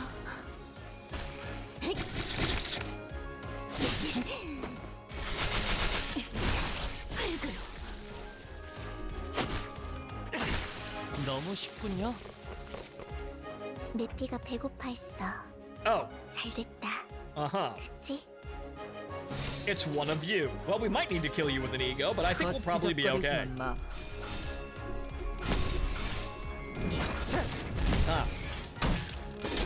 Ah, his speed line's a Christmas theme.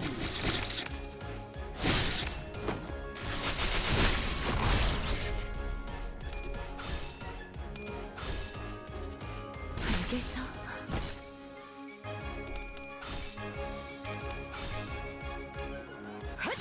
끝이.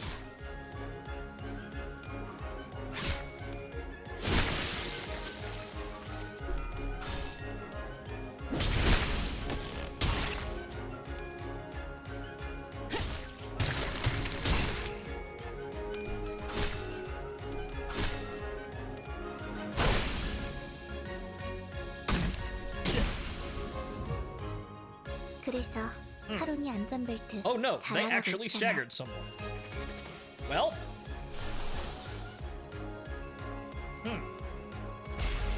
Well, better get this over with quick.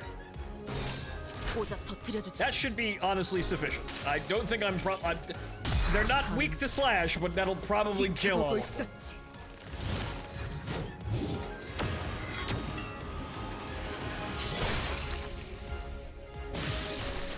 Well, 1. Wow. 끝. It only got 2. 잘 갈렸고. Damn, it usually grabs 3. Fuck.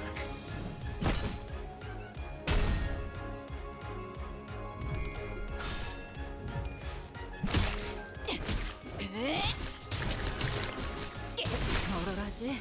Well, he staggered. 될 거야. So,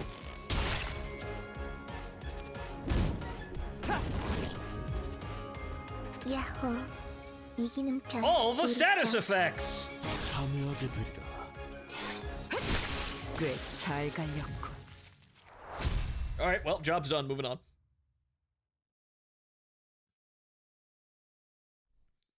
We should probably stop and do that poll now.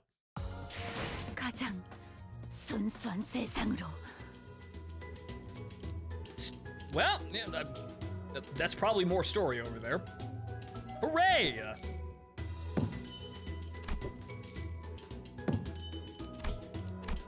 But okay, since, well, we're gonna have to use one of those boxes. We'll be fine. We've got free pulls.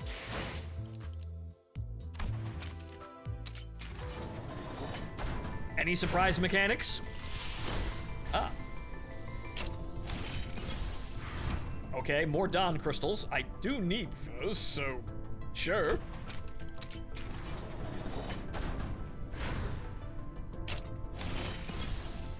Nope. One more.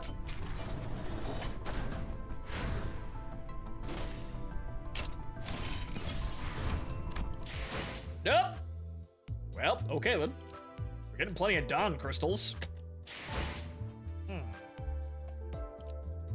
There's that, but Is it, well, we're heading there. So hang on here. 95. Well, that's not a terrible amount, but as you can see, I have no crystals whatsoever. But hey, more Dawn crystals means closer to getting anything for Dawn. Any good pulls? No. 정화의 시간입니다. No good 더러운 pulls. 것들을. You got a 10 pull. I already used the 10 pull though. Yep. I didn't magically get another one. However, there's a season pass as well. Or 순수의 missions. 흙에서 떼어내버릴 시간이죠. Ah, another box. Actually, well, you know what? We're gonna save it just in case. I'll blow the extra lunacy once we've completed the event. Okay, nope. Off we go again.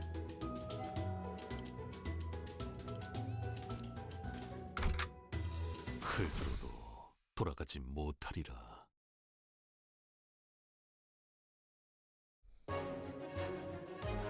늦으면 More 내피랑 filler. 먼저 갈 불길 거야. 속으로.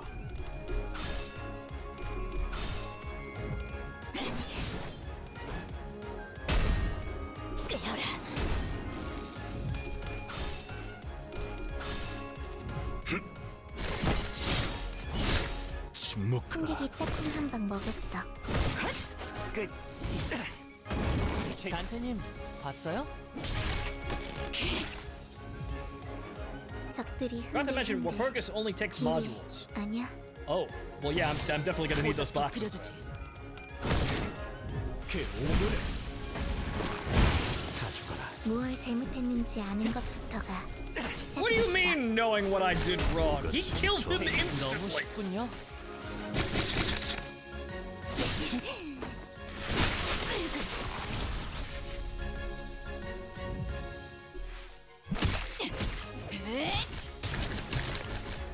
써주마. 야호. 이기는 정말. 편, 우리 편. 가져가라. 너무 쉽군요.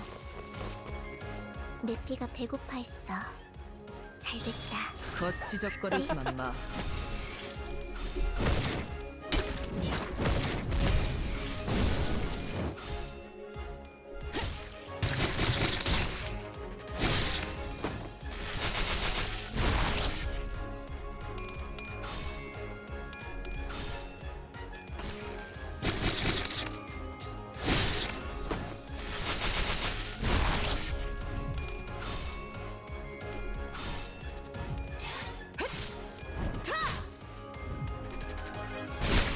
끝이.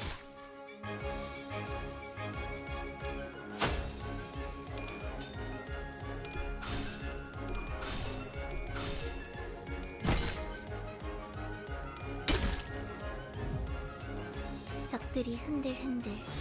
기회. 참여하게 아니야. 되리라. 좋아.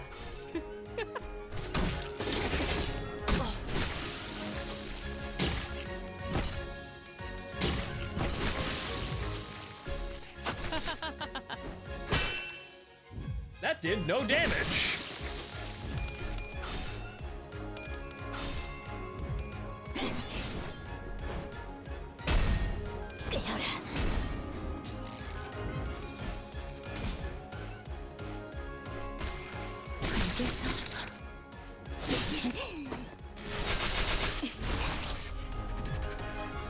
야호.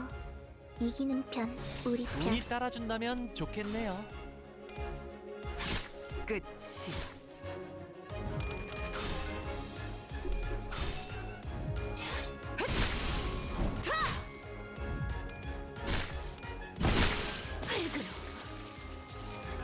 Another gnome supervisor bites the dust.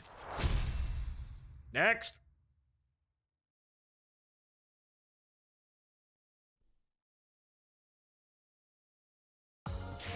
가장 순수한 세상으로.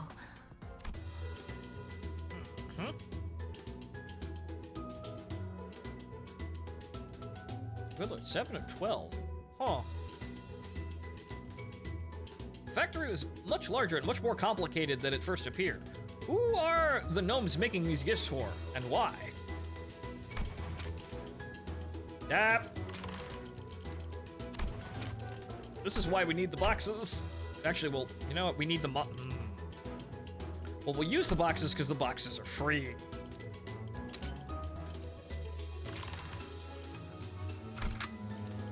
예리한 검으로 하는 예술이 보고 싶었나? We'll save the lunacy as the emergency fund.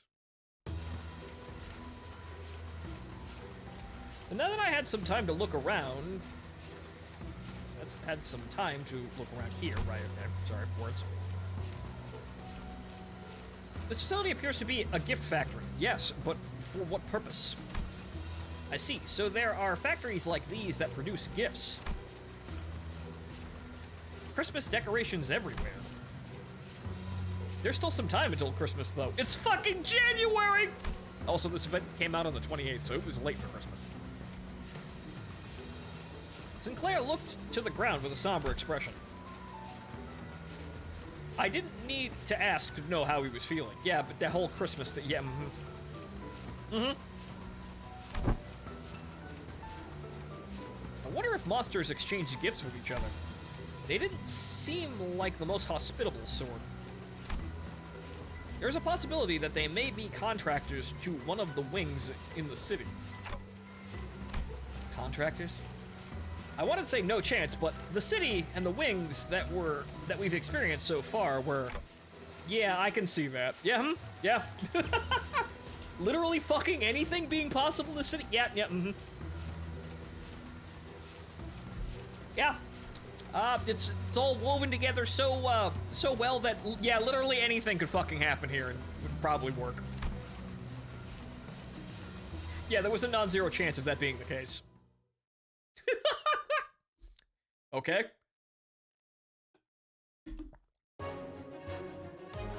늦으면 내피랑 먼저 갈 거야. Non-zero chance that, yeah, this is all, 검을 덜 갈았어. somehow assisting one of the wings. Probably.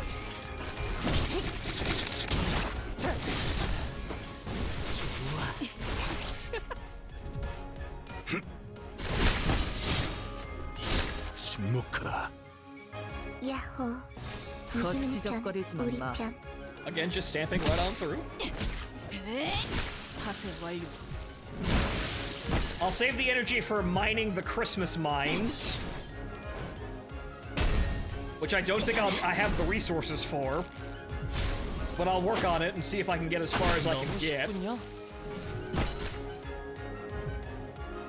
야호. 운이 따라준다면 좋겠네요.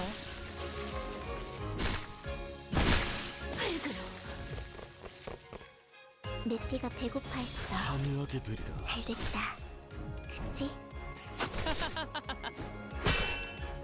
무얼 He's not fucking 잘못했는지 dead. 아는 것부터가 시작이 됐어.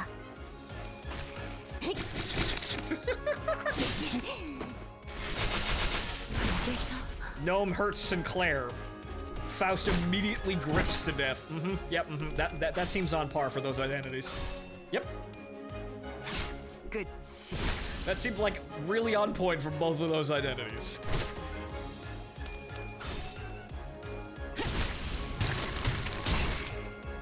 It would probably get incredibly annoying. However, I'm kind of surprised that we don't hear squeaking noises every time these things get hit.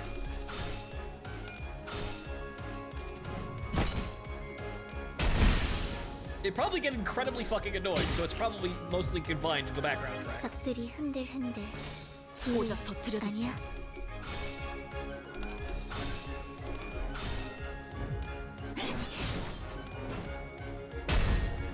깨어라. 그 오늘을 Right, stranger? Good night, see you around. 알겠어.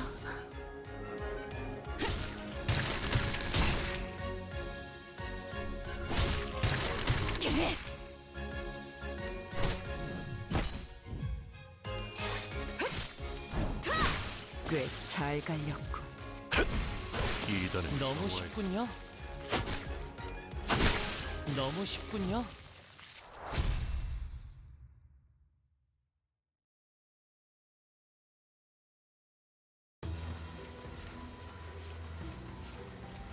After spending some time battling gnomes and trashing the gift factory, we soon realized that the gifts the conveyor belts were moving weren't your average gifts.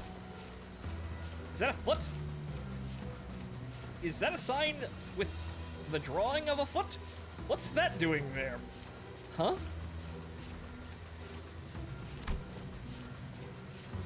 This one is adorned with a depiction of an eyeball. These gifts appear to be made from materials that do not normally go into building these items. Their shapes are of teddy bears, oil pastel boxes, toy trains. Is this organ harvesting? Also, what the hell's that guy doing? Clearly this is OSHA certified because he's wearing a hard hat. But what? Alright, sorry to hear that, Destroyer, but see you around. But they have an abnormally high concentration of protein and phosphorus. Huh? Did we finally get off the boat? Well, we took a break from the boat. We're still on the boat, though. However, the decorations and the lights are made of proper materials. They must have salvaged the waste expelled from the city. It's obvious GMFH. What the fuck does that... Sinclair! Gifts made from humans. Thank you. Thank you, Sinclair. Still, like, the only meaningful interaction anyone has with Ryoshu, and still incredibly useful. Huh, more stuff made from human sacrifice. I guess the outskirts isn't so different from the city, huh? What's really concerning is, who are these gifts for? Who in their right mind would want anything like these? Who knows? Rich folks with screwed up perversions? Maybe that's who they're for. Again, non-zero chance that's entirely true. So if they're making gifts out of people, Heathcliff and Don Quixote, will the gnomes turn them into gifts too? I do recall them saying something about locally produced materials. Then we must move with haste. Yes, we have much filler to get through. I have discovered a location with a high probability of their presence, presuming that they haven't been turned into gifts yet. After a long silence, Mersault spoke up. He pointed in a direction. There. That placard says, Gift Assembly. Over there!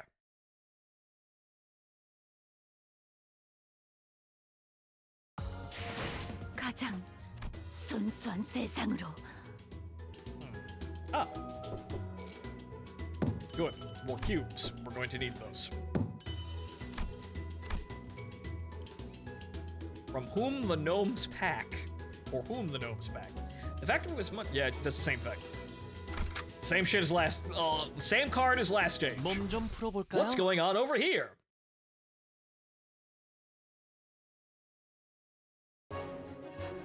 More filler. 카론, 기다리는 거 불길 못해. 속으로 100초만 기다려줄게. 승객이 딱콩 한 방 먹였어.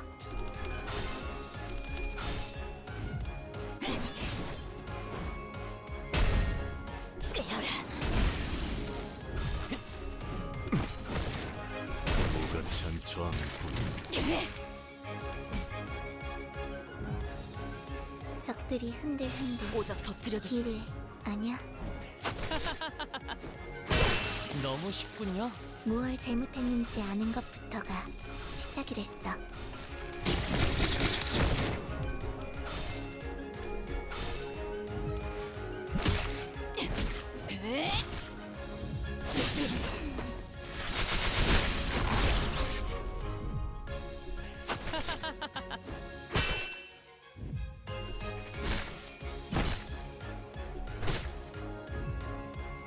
야호. 이기는 거치적거리지만 우리 마. 편.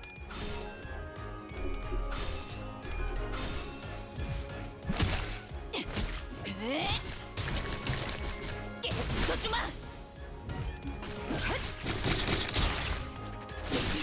흙을 이다주가 나와야 돼. 흙으로. 내 피가 배고파했어. 오작 터뜨려주지. 잘됐다. 그치? 재밌네요.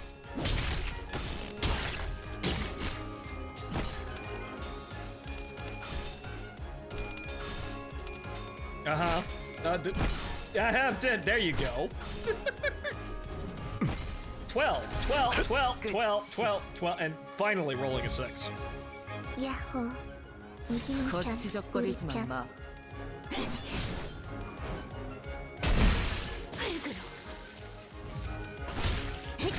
카페 완료. 카페 완료.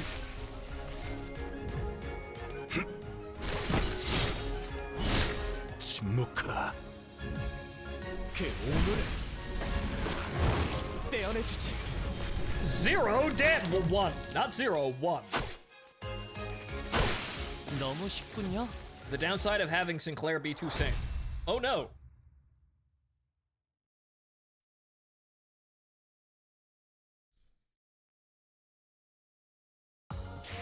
가장 순수한 세상으로.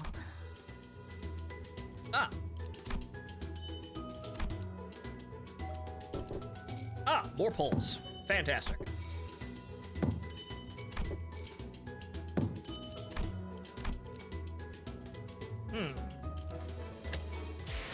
More pulls.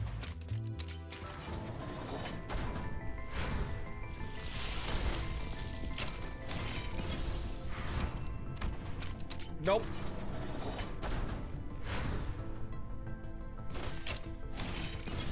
Nope.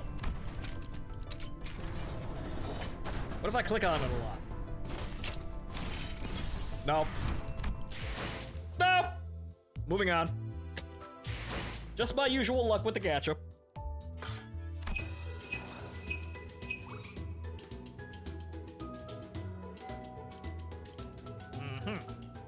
So this would be stage 10.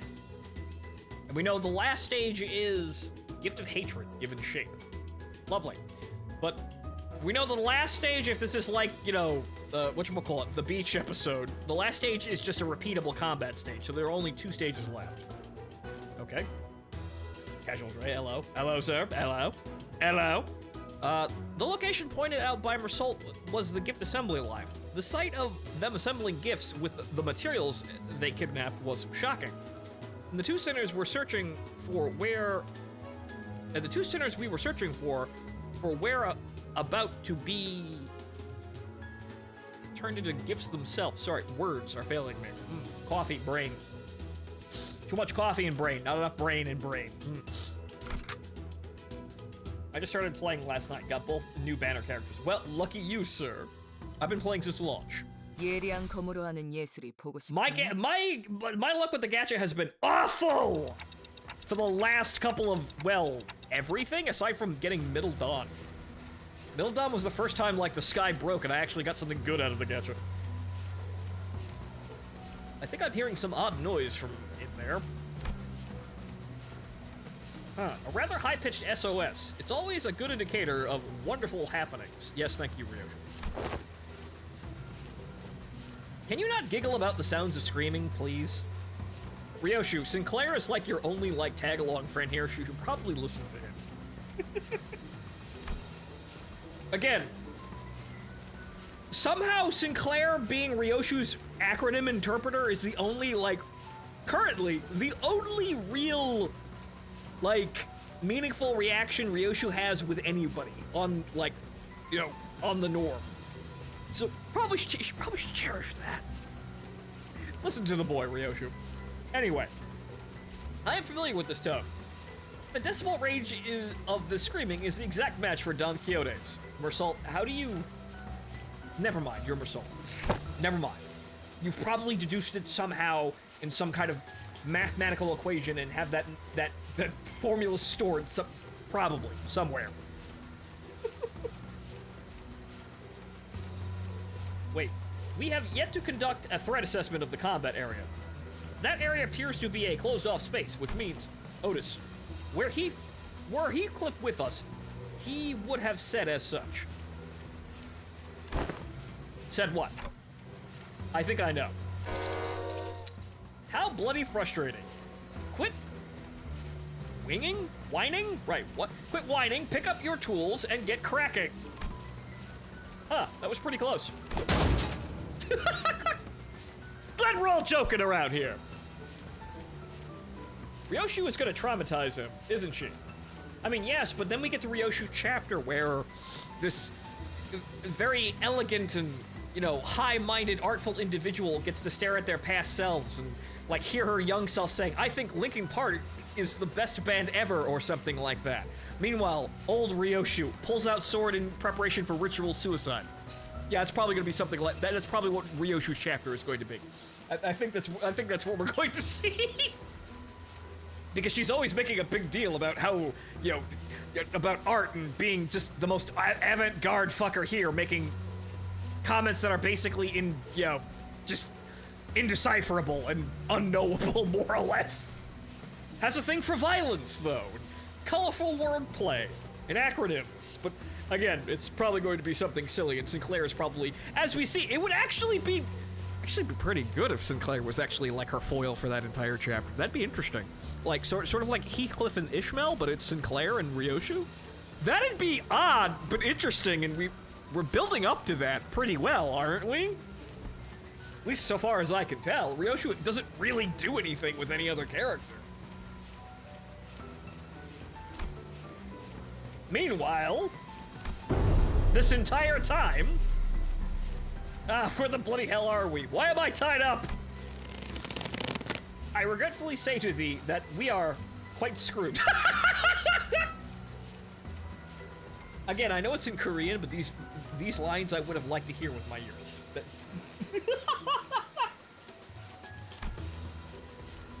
Forsooth, we are fated to become toys in that hydraulic press. It appears that, when the time cometh, I shall be turned into a roly-poly toy myself that rises with every fall.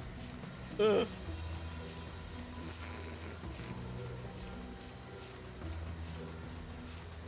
Dawn is capable of assessing her own situation. Dawn is capable of self-awareness.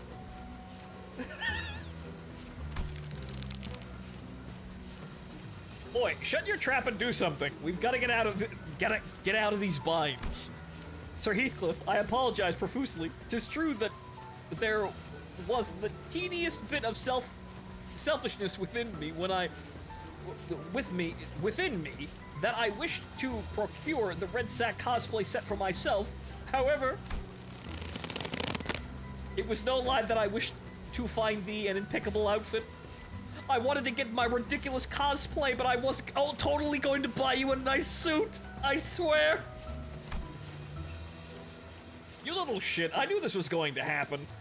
Once I'm out of these binds, I'll... sob. At least thou shalt become an elaborate pocket watch. Damn clocks again? I think they're going to turn me into a box of color pencils, Sob. 24 vibrant natural colors, or so it says. Thank you, wow. Someone worked very hard to set up this joke. Let's all bask in the character named Crayon being turned into a box of crayons. Someone worked really fucking hard for that one.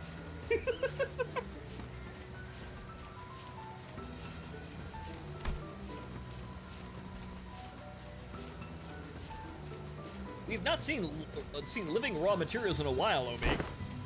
But they're a bit loud, Omi. Can you see if my ears are bleeding, Omi? Omi, the more they scream, the happier our recipients will be, Omi. Omi. Then let's get cutting, Omi. Are they farming Encafelin in here too, or some shit? This is probably horrifying. The actual end result of any of this is probably just terrible, but we'll see what happens here. My name is Crayon, but they're turning me into a pencil. Ah! Magic erase and markers. Boom. Heathcliff, Don Quixote. Ah, what a relief. They're not being turned into gifts yet. Quite cozy in here. Uh-huh. everyone, how? We're here for you, Heathcliff. Clockhead. Damn it, didn't think I'd ever be glad to see your mug. Looks like we got here in the nick of time. Heathcliff was about to be shoved into the gift-making hydraulic press machine. I have hewn your straps, descend. Look, I'm not the type to wear my heart on my sleeve, but after you lot saved me from getting turned into a pocket watch, I have to say, thank you absolute idiots. You two had one job, to remain by the executive manager's side.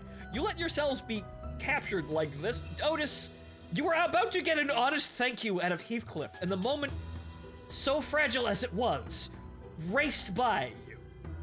Wow. Way to go, Otis. You know what? Forget it. And there it goes. Damn. I have a feeling we're going to come to regret this one day. Right, get a hold of yourself, you two. Manager, what now? Well, we've got to trash this place. Come on, get ready to wear your identities. Yes, put on your costumes and break the entire facility. Do what you do best, gang. 늦으면 내피랑 먼저 갈 거야. 불길 속으로. Heathcliff will remember that. Yes, frowning Heathcliff face in the corner. 적들이 흔들흔들. 불길 속으로. 아니야. Okay, so this will probably be a stage where we just kind of punch things, and the next stage will most likely be a boss fight. You know, if there is one.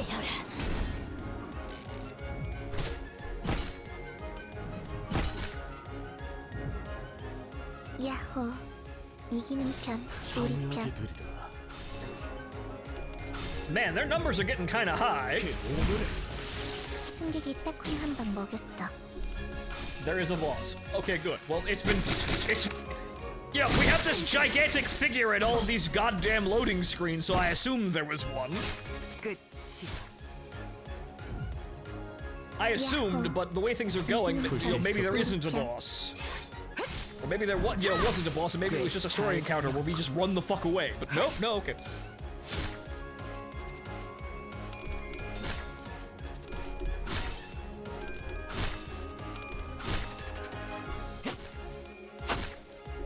재밌네요.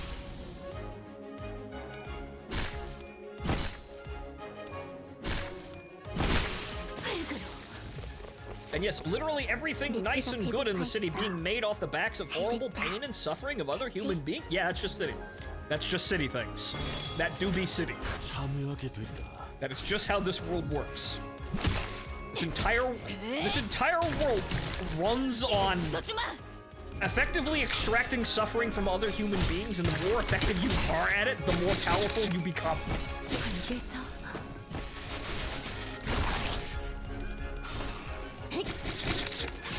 It's almost like how that's the measuring, like the form of measurement, the unit of measurement, like we get in scouters in this world. 너무 쉽군요. Like that's the metric. How many people does this make suffer? A lot? Well, I guess you're a god now. 뭘 잘못했는지 아는 거. 야호. Hey boss, how likely are you to read the story Ryoshu is based on? Well, first I'd have to actually figure it out, because I don't even know what the fuck it is. 고작 터뜨려주지.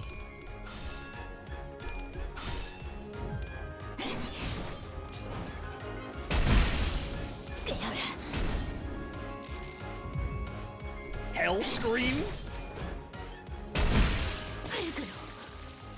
Interesting.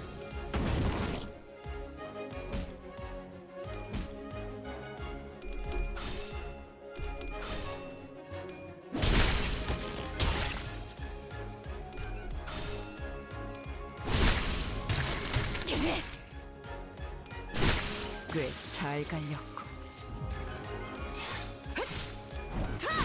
꽤 잘 갈렸고.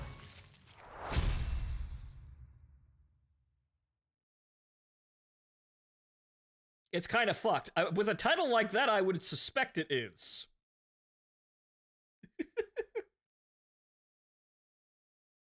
Wait, does that mean you get weaker if you are nice and help people?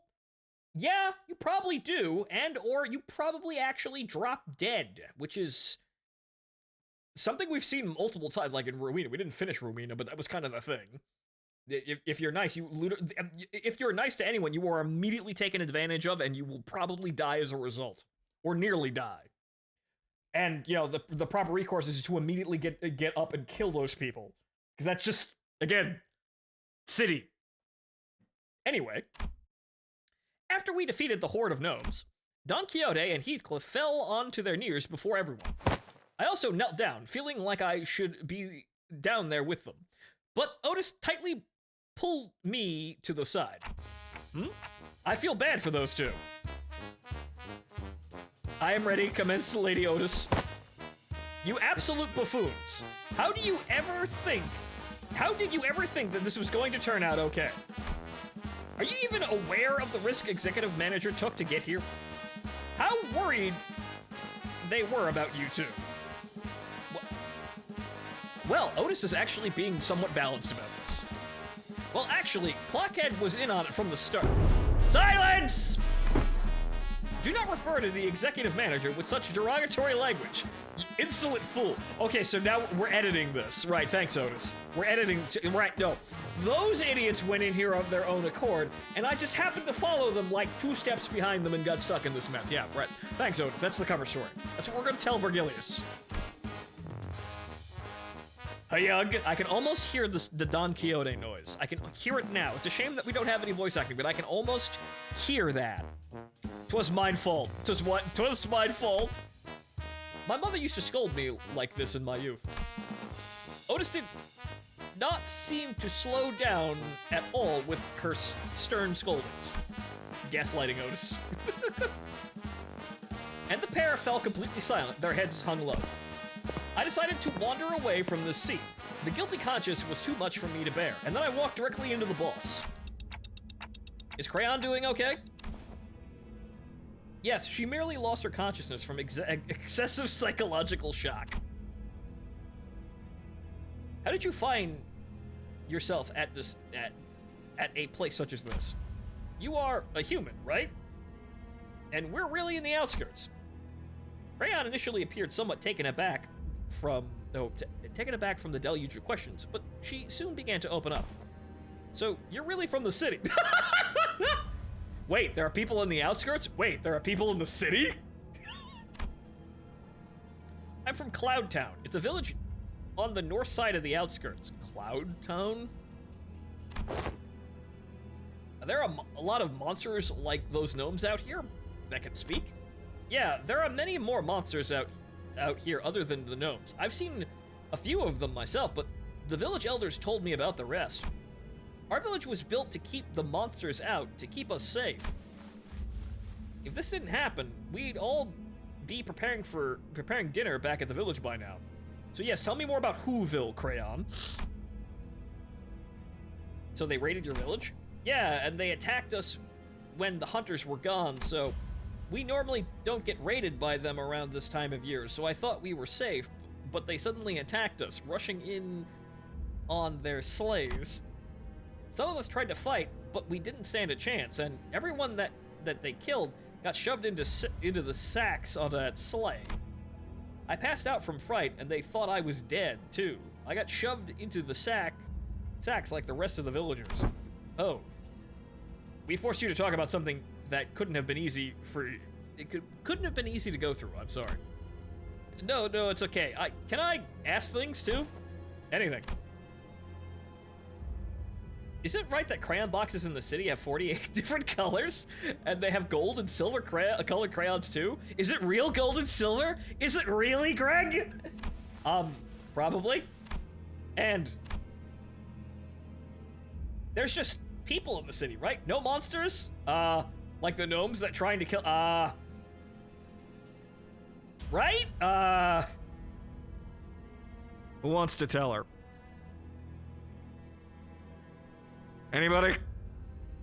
Who wants to you know, forget it. The people are the monsters, and also the regular monsters, like the sweepers. It's kind of hard to answer that! Actually, thank you, Rhodey. That's... Sometimes I'd climb a high hill to look at the city. I always saw pretty colorful lights from up there. So colorful that I don't have enough colors in my crayon box to draw them all. I wish I could live in the city. No, you don't. If I lived there, I'd never have to worry about getting attacked by I could live with all my... No one tell her. You've really never been to the city, huh? Yeah, Yep. Yeah.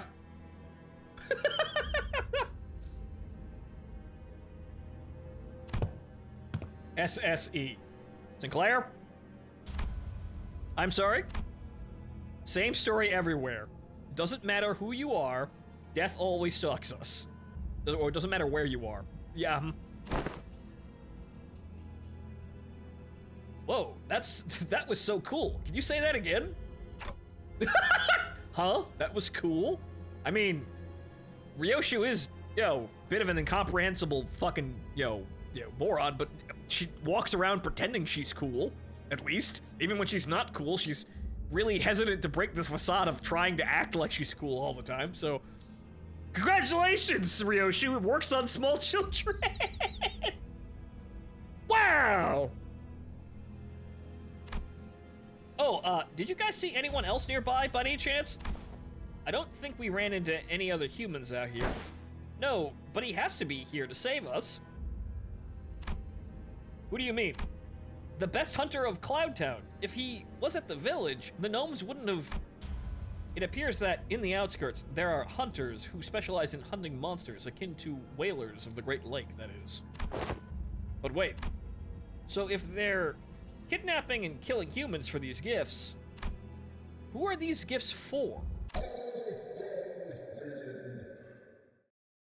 Well, that was fucking abrupt. Of course, the gifts are for our poor and kind neighbors who don't cry. Executive Manager retreat. Yeah, I'm backing up slowly from this. I don't know when it happened, but a large shadow was looming over us. What is that thing? That's a great question. I am Santata, bringer of gifts to our neighbors. Ho, ho, ho. The guffawing giant, garbed in red, carried a massive sack on his shoulder. It was definitely not human. Okay, Santa Claus is confirmed, not human. Yeah, it's that git. That one's the boss. Lo, the crimson garb. That is the crimson garb that I spoke of. The pair immediately jumped up from their knees and began shouting in unison. That's the Red Sack's outfit? Oi, then he's already... No, not the reindeer man too. Shut it. Cut the useless chatter for once. It killed them. Okay. They're already dead, apparently. After silencing the pair with a short, stern command, Otis approached me and spoke in a low voice. Executive Manager, since he appears to be of an intelligent species, I will attempt to parley with it. But we best prepare for battle in case that the talks fall through. Yeah, that seems like a good course of action. I couldn't possibly be incorrect. But, okay, fine. You go try and talk with the giant gnome. What do you mean by neighbors? Wings? Clients from the city? But we are denied entry to the city, are we not? Is that big lump of meat a lump of meat a gnome too? I mean, yeah, Santa is described as a jolly old elf, evidently. I happened to overhear the gnomes during our time in captivity. They all call their master Beard Giant, which I believe is not a gnome. A giant? There really are all kinds of monsters out here, huh? Dante, that's not an abnormality, is it? No, that's not an abnormality or a distortion. I'd say it's closer to the whales.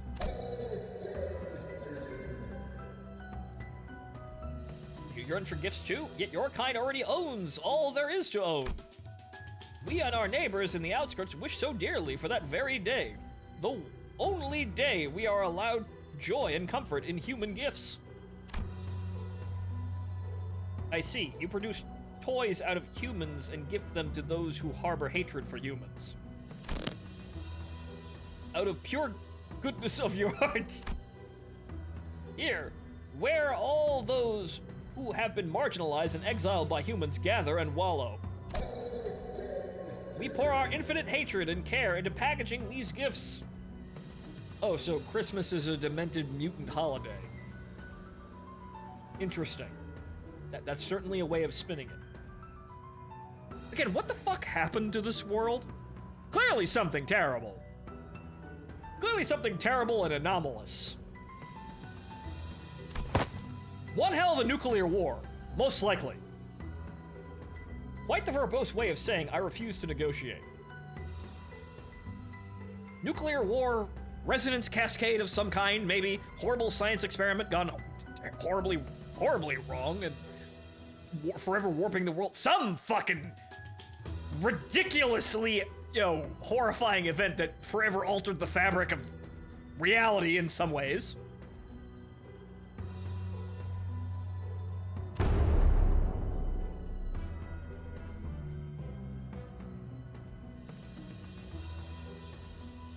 Why don't you come here and join us? Become joy to those who need it. How about no? Sounds like your average day in South Korea to me. 가장 순수한 세상으로. Okay, the gift-giving giant, yes. Ah, but wait. More supplies. Someone wanted to have magic and fucked with the walls of space and time. Clearly something like that. And then some really weird shit happened. Air quotes. Around weird shit. Because I can't really understand how any of this happened, but this is clearly advanced after some kind of event. Because maybe this world was normal at some point, and then it became rather not fucking normal. And the city is some kind of bastion of normality within a world that is horribly scarred and, ruined more than likely across the vast majority of its surface. There are other, settlements with humans, but apparently there are also human mutants, most likely. Probably some byproduct of whatever fucking event or some kind of response to the event, transpire. I don't know, but this is clearly sometime after some kind of event. Things have solidified kinda, but it wouldn't surprise me if we just kind of waltz out in the outskirts and we start seeing, ruined cities from the before times. What that actually winds up meaning, I have no idea, but this is clearly kind of where we're going with this, I think. Or who knows? Maybe this world was just fucked from the get-go. Maybe this has been normal the entire time. I don't know, though.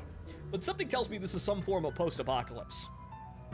That might be the me that makes the Necrotica campaigns, though. Don't listen to that one too seriously. Draw your own conclusions and gather your own evidence. Anyway. Our negotiation attempt with the beer giant, Santata, predictably fell through. We have no choice but to defeat him here. Here and now. Let's see here.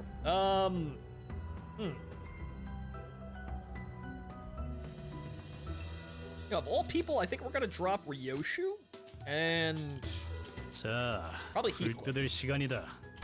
Or rather, Sinclair rather. Grab Heathcliff and then Dom. 제가 가질 That's 상대가 probably 있다고요. okay. 몸 좀 풀어볼까요? It really is, though. The city was carved out from whatever hellscape was there before, and then they expelled all the robots and monsters and filled it with people. 기다리는 거 못해. Yeah, 100초만 기다려줄게. that's clearly what some. Oh god, it's an abnormality fight. Oh god, boss battle music. Oh no, I have to think. Well, not really though, but.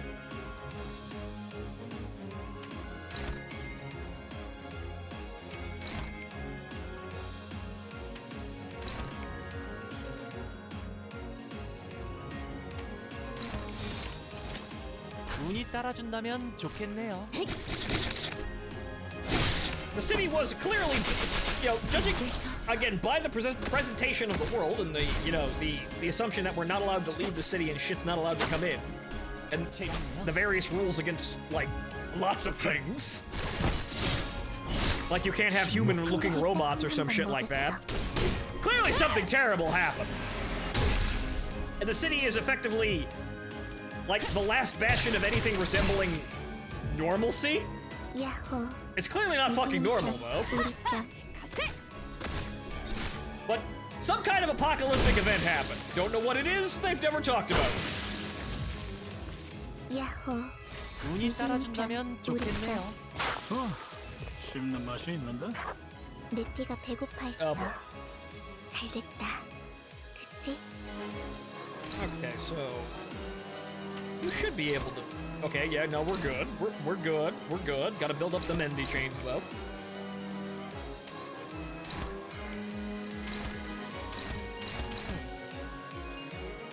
That's Faust. Faust should be able to handle that as control.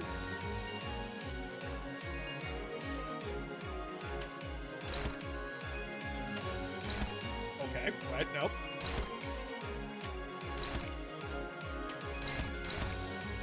Good.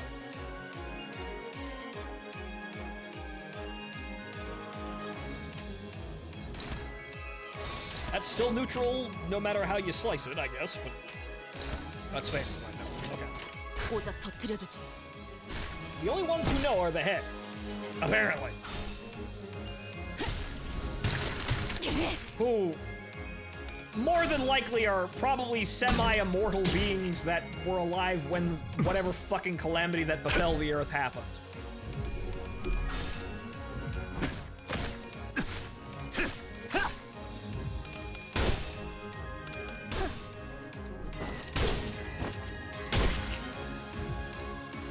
적들이 흔들흔들. 기회 아니야? That did rather mediocre damage.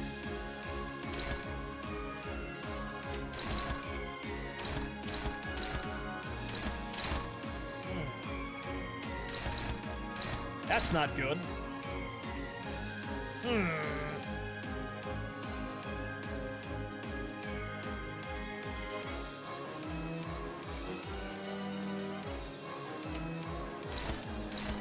That's not good.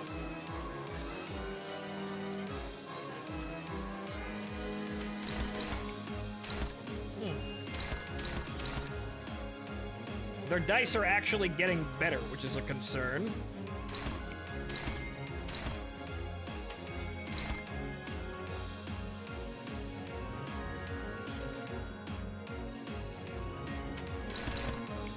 Good.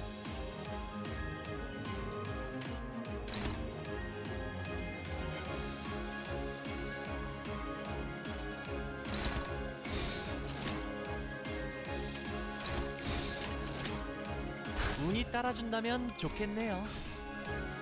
Does this take place after that Power Company SCP Foundation game, right? Yes, it does. However, the world was already fucked. Then, ow!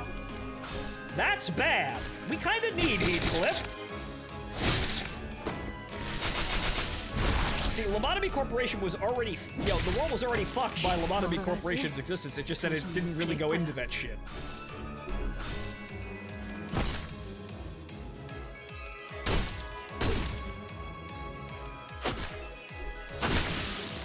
Well, that one's dead. 야호. Okay, yeah, so we kind of need Heathcliff, so please stop killing him. Thanks.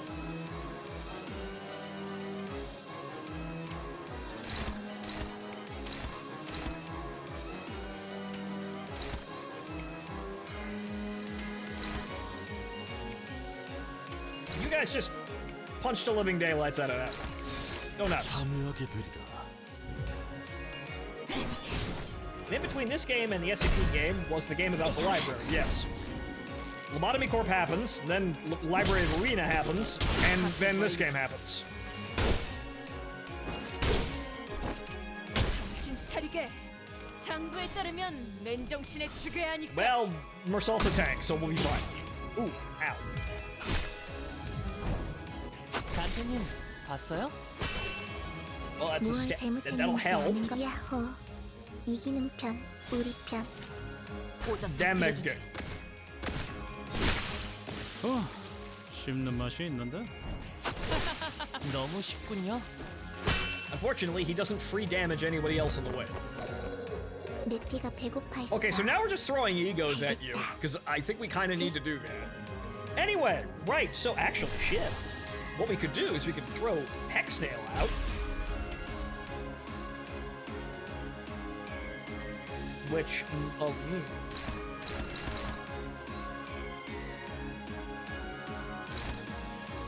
we throw Hexnail out, and then we can, well, we can't do that. Well, it's next round anyway. Right, so the NV Fragility applies next round. So, we'll make use of it. At least we got a lot of NV cards to use anyway. Why not throw Sinking in there? Sure!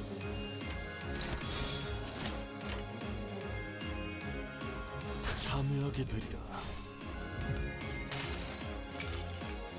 가슴 가장 깊은 곳까지 박히도록.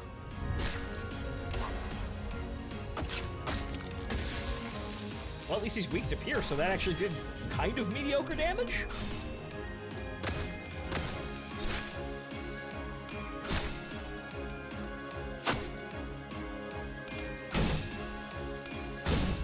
Uh-oh. Well, actually, he does blunt, and Don is actually strong against blunt, so we're good.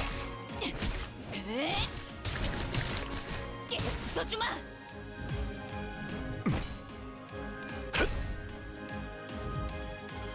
카론, 기다리는 거 못해.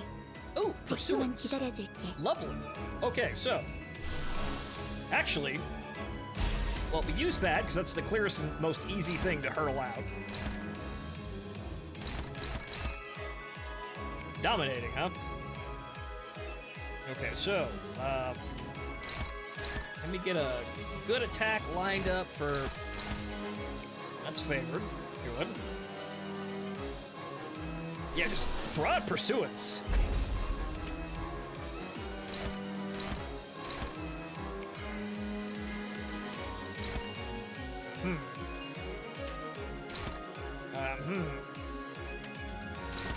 Okay, that works. Okay, so everybody files in. Well, actually, what you could do is just attack that. Just throw shit in with that. Go nuts. 가세. Now I remember that Don's ego is also pierced, though it doesn't really do very much damage. 내가 너를 위해 기도할 것이니 넌 반드시 부서진다. Get Heath a med kit. That won't do very much, but it's more for the med kit. Yeah, 47 health. He needed that.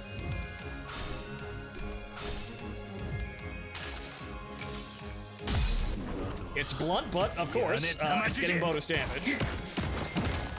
Well, it still didn't really do very much. Wow, way to fuck that up. 야호, 이기는 편, 우리 편. So, those are some worrying passes. Right. So, Don, poke it. Well, that looks like it's the strongest attack.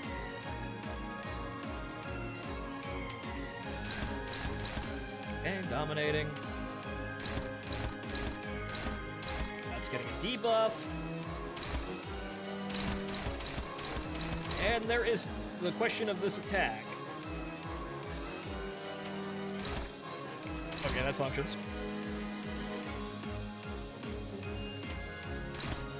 Good. 고작 터뜨려주지. Almost. Come on. 얼얼하지? 정신 못 차릴 거야. Okay, so he has some interesting mechanics. Too bad we didn't learn any of them.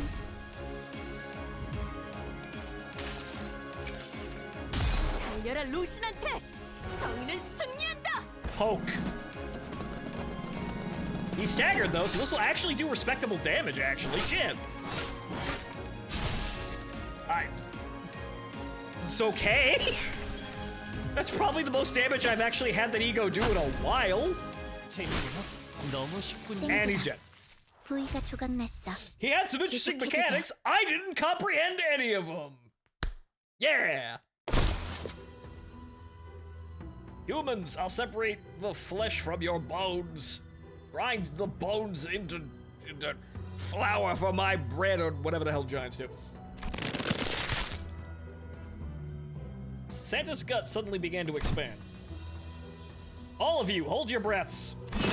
Suddenly, a large figure leapt out of the dark and slammed what looked like a stake into Santa's gut. Well, 'tis a smell most foul. I think I'm about to pass out.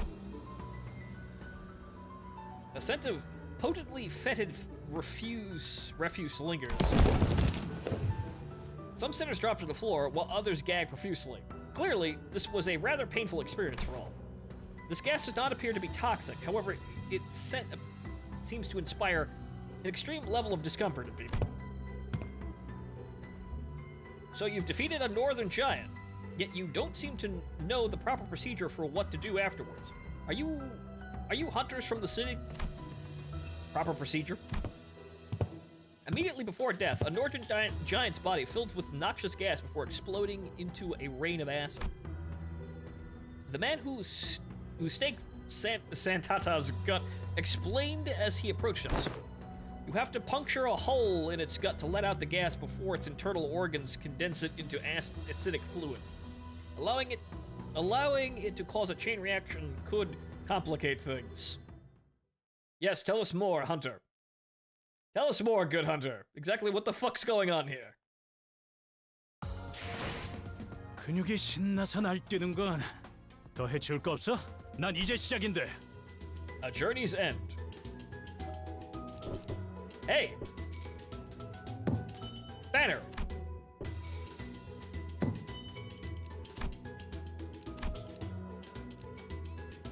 We defeated Santata, but his body begins to expand as though it was about to explode. Well, we just saw that, but okay, fine. Reading. So yes, explain to us what the fuck's going on here, aside from, well, we already kind of know. This is some horrible monster shit out in the outskirts. The horrible mutants have Christmas as a human-hating holiday, which is rather interesting. The stench won't come off. Who's that now? Mr. Domino?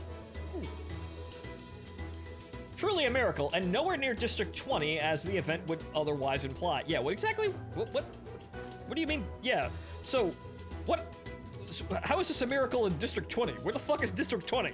How does this relate to District 20?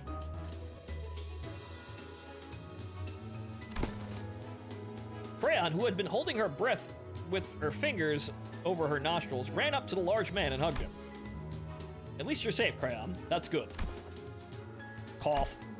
After stumbling for a moment, due to the stench, most likely, Otis briefly gasped for air before approaching Domino.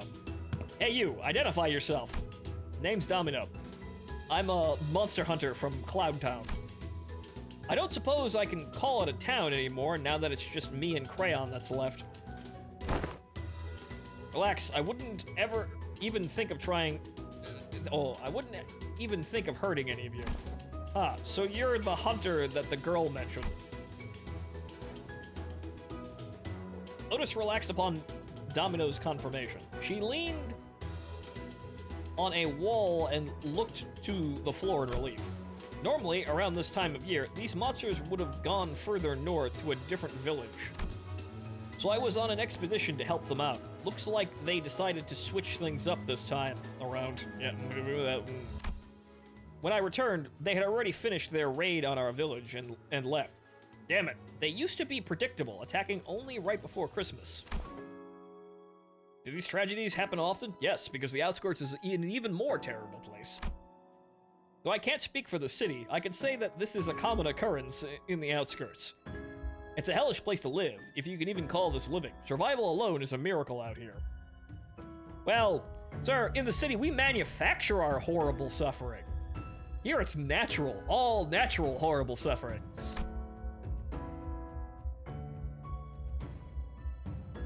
Are there a lot more places out here like this? Like this mockery of a gift factory? No, can't say I've seen a factory like this anywhere else, but I can tell you one thing. Compared to some worse things that could have happened, this tragedy was nothing. That's the natural order of things in the outskirts. I do wonder sometimes if we were to live in the city, no matter how bad it gets in there, it must be better than living in this living hell. I mean, some people lead productive lives, so I suppose yes, but also no. In the city, we live to see man-made horrors beyond our comprehension. Yes. It was no easy contemplation to answer. The outskirts must be a hellish place to live, if that's what he's told me. If what he's told me is anything to go by, but the city they admired so much isn't such a warm place itself. From what I've seen in my journey so far, at least. Yeah, it's also a terrible place, but different in terrible ways. District 20 is T-Corp. Ah, okay, but we're not in District 20 yet. Aha, then accompany us back to the city. We were on our... Don Quixote stopped herself, realizing that every other sinner was giving her a look of disapproval. Thank you for your kind words, at least. I wish it were that easy, if I could at least let this child enter the city somehow, just like that. But the city has no place to spare for this child, not even a small corner of it. Even if you were to somehow make it past the city's walls, there are countless variations of paperwork and procedure you must overcome before you can live the kind of life you desire. Aha. And what would people like us even do with such paperwork? And where would we find them out here? We've not studied or worked to find a job in the city as some youths of other villages do. Oh. Mister. Oh. There's an immigration process. I'm not necessarily surprised, but there was an uncomfortable silence. Domino cleared his throat and continued. I must still extend my gratitude for keeping the girl safe until my arrival. I know a good way to, cough, extend your gratitude. Maybe you can extend us a nice pouch of shiny and jangly bag of Rodian's eyes were twinkling. The lingering stench made it difficult for her to speak, but she was determined to make a point. Give me gold, says the woman dying. Something shiny and jangling. Sure, maybe I can give you a tour of some antique items I keep at home. Precious items salvaged from the locomotive tracks of the outskirts. Not something you'll see every day in the city, I'm sure. The outskirts have relics of locomotives out in the outskirts. Interesting. Though there must have been a need for some kind of transportation network before the city shut itself up, right? Huh. That's kind of ridiculous, but that makes a lot of sense in a way. But yes, ancient relic locomotives from before the apocalypse. Choo-choo, motherfucker. Items from the outskirts. That tour alone could be worth much more than just pure cash. Faust, there's still a decent chance that the door we entered through might just shut behind us, right? Indeed. In fact, it is unclear whether the door is still open. I recommend a quick return to the bus, now that our two primary objectives have been secured. So she says, if you would permit me to speak my mind, Executive Manager, even if this is not the Great Lake, the outskirts is an extremely perilous place. This curiosity cannot be a reason for us to risk getting stranded in this environment. Looks like you've got to hurry back. Well, then, catch. Domino tosses a carved wooden doll in my direction. It does not appear to be anything dangerous. Let us inspect it further after we return. We mustn't dally any longer than we have to. Yeah, good idea. Some sinners had passed out and had to be carried by others. Most could not stop gagging at the stench, but we still made our way back to the door. The door has remained open. We made it back to the safety of the bus. Thing. Sometime later, Virgilius, you did what? Boo, Stinky. Karen, evacuate. Karen quickly made her escape to the decks. Huh? And Vergilius greeted us in the cabins with a terrifying gaze. Yes. Looks like everyone's had quite the adventure. Covered in blood and guts, and with a disgusting stench to boot. Oh, this is... Manager, I can't hear you anyway. So just reply to my query with a nod or a shake. Your replies better match up with my expectations, of course. I have but one question. Was it you who made the call? I hesitated for a moment before nodding affirmatively. I might get reprimanded, or maybe he has worse things in mind for me, but it was I who decided to go along with their plan. This would not have happened without my authorization. Good. Then my questioning is over. Oh, you did it and nearly died. Okay. Well, at least you showed authority and assertiveness this time, huh? At least they're fucking listening, right? I will leave it to you to deal with this mess. You may rest afterwards, and please do something about this foul stench. Well then, Vergilius is just happy this is not some sort of delinquency or behavioral problem. No, you just made a dumb call. They were at least listening to orders. Good, thank God. With that, Vergilius disappeared into the back once again. Huh, that's unexpected. I thought my time had finally come. Be glad, the best consultation is a consultation not had, indeed. Sure. Alas, behold, one and all. I don't know when she had the time to pick it up in all the chaos, but Don Quixote managed to haul a sack of gifts back from this. The gifts made of people. You picked that up from all the mess? I have laid claim upon the evil gnome's trinkets. Now, that's some real commitment. What's all that for? Ah, art thou truly unaware of mine intentions? 'Tis for adorning the ship with Christmas decorations. Wait, now? But we're still like 3 months away from Christmas. It's January! Agreed, let's not risk peeling old wounds. To lower the morale of our company is... Oh, it's okay. It's been getting better with time, little by little. Yo, so long as that bitch is dead, that bitch is not dead. That bitch is totally not dead. She's gonna be a final boss somewhere else. We haven't seen the... We have not... Sinclair's suffering is still ongoing. Yeah, we can grow beyond it eventually, which is kind of what the story is about, so yes? Marvelous. And this appears to be an occasion most fit for a party. Yes. Then, what do you say? Don't tell me you went through all of that trouble for some party decorations. No, we went there for cosplay outfits. Yes. Remember that it wasn't Christmas in Chapter 3 either. You know it wasn't. It was a fucking psyop. According to Dante's explanations, this incident was spurred on by Heathcliff's need for an outfit. Heathcliff has been silently brooding in his seat with his face buried in his palms. Out of shame? Most likely. Ahem, verily, yet that very costume we had sought was worn by none other than the monstrous giant. I do not suppose it would fit Sir Heathcliff now, anyway. Forget it. It was kind of a, it was the kind of look it wasn't the kind of look I was going for anyway. What did I say, Heath? We'll help you out as soon as we land, okay? The outfit's one thing, yeah, but the, you are speaking of the port ship we sailed past? The port ship on which the hair salon that printed those hair coupons conducts their business. The coupons could not be used, as the port ship was not on our charted route. Leave it to me to style your hair. I've done my sister's and my younger siblings' hair pretty often. Thank you, Hong! Ah, yes, Hong Lu, the prettiest boy that ever prettied. Boy, does it again. Fucking tongue, of course.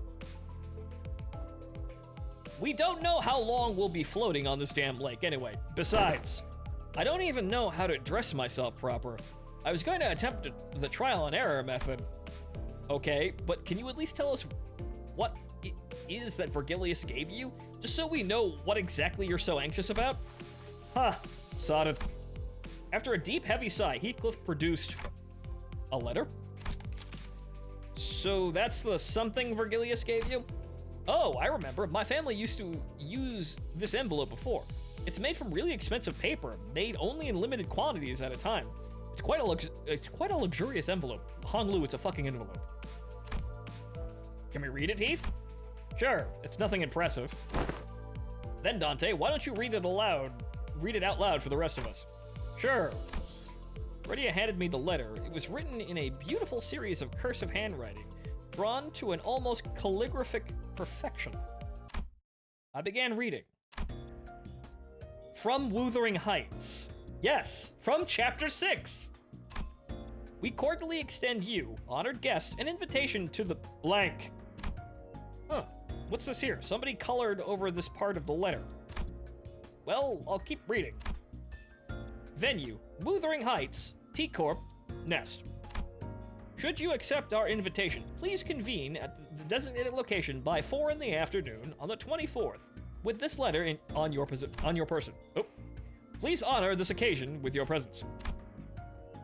With great respect, Nellie. Oh, Nellie? Oh, and down here is a postscript. It's written in a different handwriting from the rest of the letter. P.S. You have to be here, Heath. I'll be waiting. Kathy. Oh. Well, if, me and Heathcliff are sharing a brain cell for backstory here, yeah, that'd get my attention. Yeah, literally called out by, this woman from my past. Yeah, that'd get my attention. We had no way to tell what kind of occasion it was on account of it being colored over, but it's probably something, that sounds nice, but then is fucked up because city. Clearly the rest of this letter's contents had stoked the fire of passion in Heathcliff's heart once again. So, you gotta look fashionable and classy for this Kathy person, right? Well, yeah, but there's more to it than that. Shh, quiet now. Now I can clearly see why you were so impatient, Heath. Oh, you wanted to look pretty for a woman. Oh, isn't that adorable, says Big Sister Rodion. Huh? Why are you looking at me like that? I'll leave it up you to style his hair, Master Hairdresser Hong Lu. I wouldn't call myself a master. Wait, where are you taking me? What are you doing? Stop! Stop! And Heathcliff was never seen again. Rhodia's got quite the grip strength. You won't free yourself from her anytime soon. The two sitters, practically hauling Heathcliff by his arms, disappear into the back door. Now Heathcliff's fate was sealed. To be a mannequin, to now motivated and unbearably bored Rhodion's various experimentations. Rip. Ah, I can hang this trinket here, and Don Quixote began humming a song, a carol perhaps, as she placed the various trinkets around the bus. I decided to go out on the deck for some air. I leaned on the railing and dug through my pockets. The wooden doll Domino the Hunter gave me just as we hurriedly left. I held it and felt its texture under my fingers. My eyes looked into the distance, towards where the outskirts lie.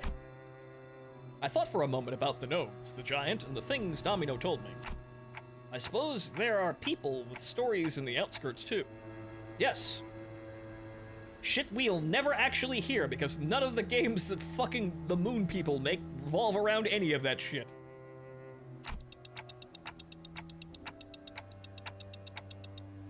Stories different from those in the city. Amazing. Amazing things that we'll probably never hear. Faust approached us from behind and stood next to me. I wasn't sure how much of what I said she heard. Follow the stars, Dante, star by star, then you will one day learn. So for now, follow the closest star that shines before your eyes. Yeah, sounds about right. I have to focus on the stories of the city for now. I don't even know who I really am, after all.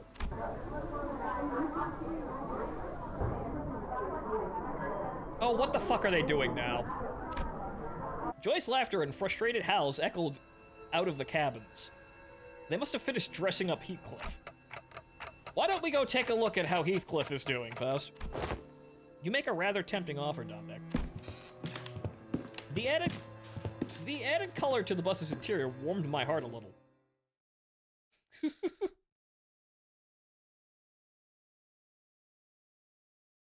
For now, all we know is they're planning a Monster Hunter style game based in the outskirts. Interesting. But well, there we go. The last is just the grinding stage for the event. But well, we're done. And hey, look at that! I've got just enough for another 10 pull and not actually wasting resources. So once more. Well, actually. Wait a minute. For all we know. Did I? No, okay. That caught my eye, weird light. But anyway, one more 10 pull, and I think I'm gonna call it a night here, because I still have to go make dinner. As for Walpurgis Night 2, I don't know. We'll see about that at some other point, I guess. Hey!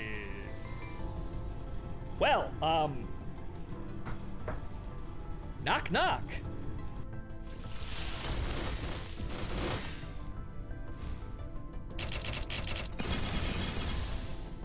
기록에 따라 당신을 반드시 집행하겠습니다. Oh! It's pursuance for Rhodian? I mean, okay.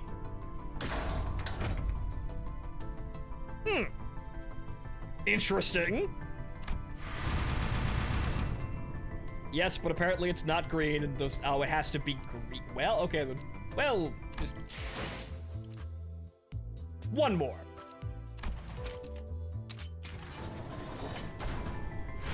That's actually a good ego. Good. Yep, nothing. Well, we got pursuance. The end. But okay, so ladies and gentlemen, that'll be it. Yeah, there's still that, but we'll have a look at that at some point. It's gonna be a busy week. I still don't know what I'm streaming tomorrow, and I think tomorrow is the last day I'm gonna have free, so we might be back to do this nonsense, or rather, I may just take care of this in the corner. There's a lot of, I still have to do the Christmas mines too, and well, resources are gonna be tight, so I don't know what to do, but I need to get up and, actually keep a proper sleeping schedule, especially for the week ahead, so. Don't forget to crunch the energy into capsules. Right. I don't know what's gonna happen in the next couple of days, but, well, there's plenty to do, and, well, I probably won't see you all of next week, but, well, this is my day job, so I'll be back. But, okay, ladies and gentlemen, I have got to get going, and that'll be it for me. So, I have been your host, Phontomen, and thank you for joining me on another stream of Limbus Company. We'll see about this silly Walpurgis Night. Good night and happy birthday. Thank you, Wardrone, and thank you for the $2. But okay, good night, folks. I'll see you next time.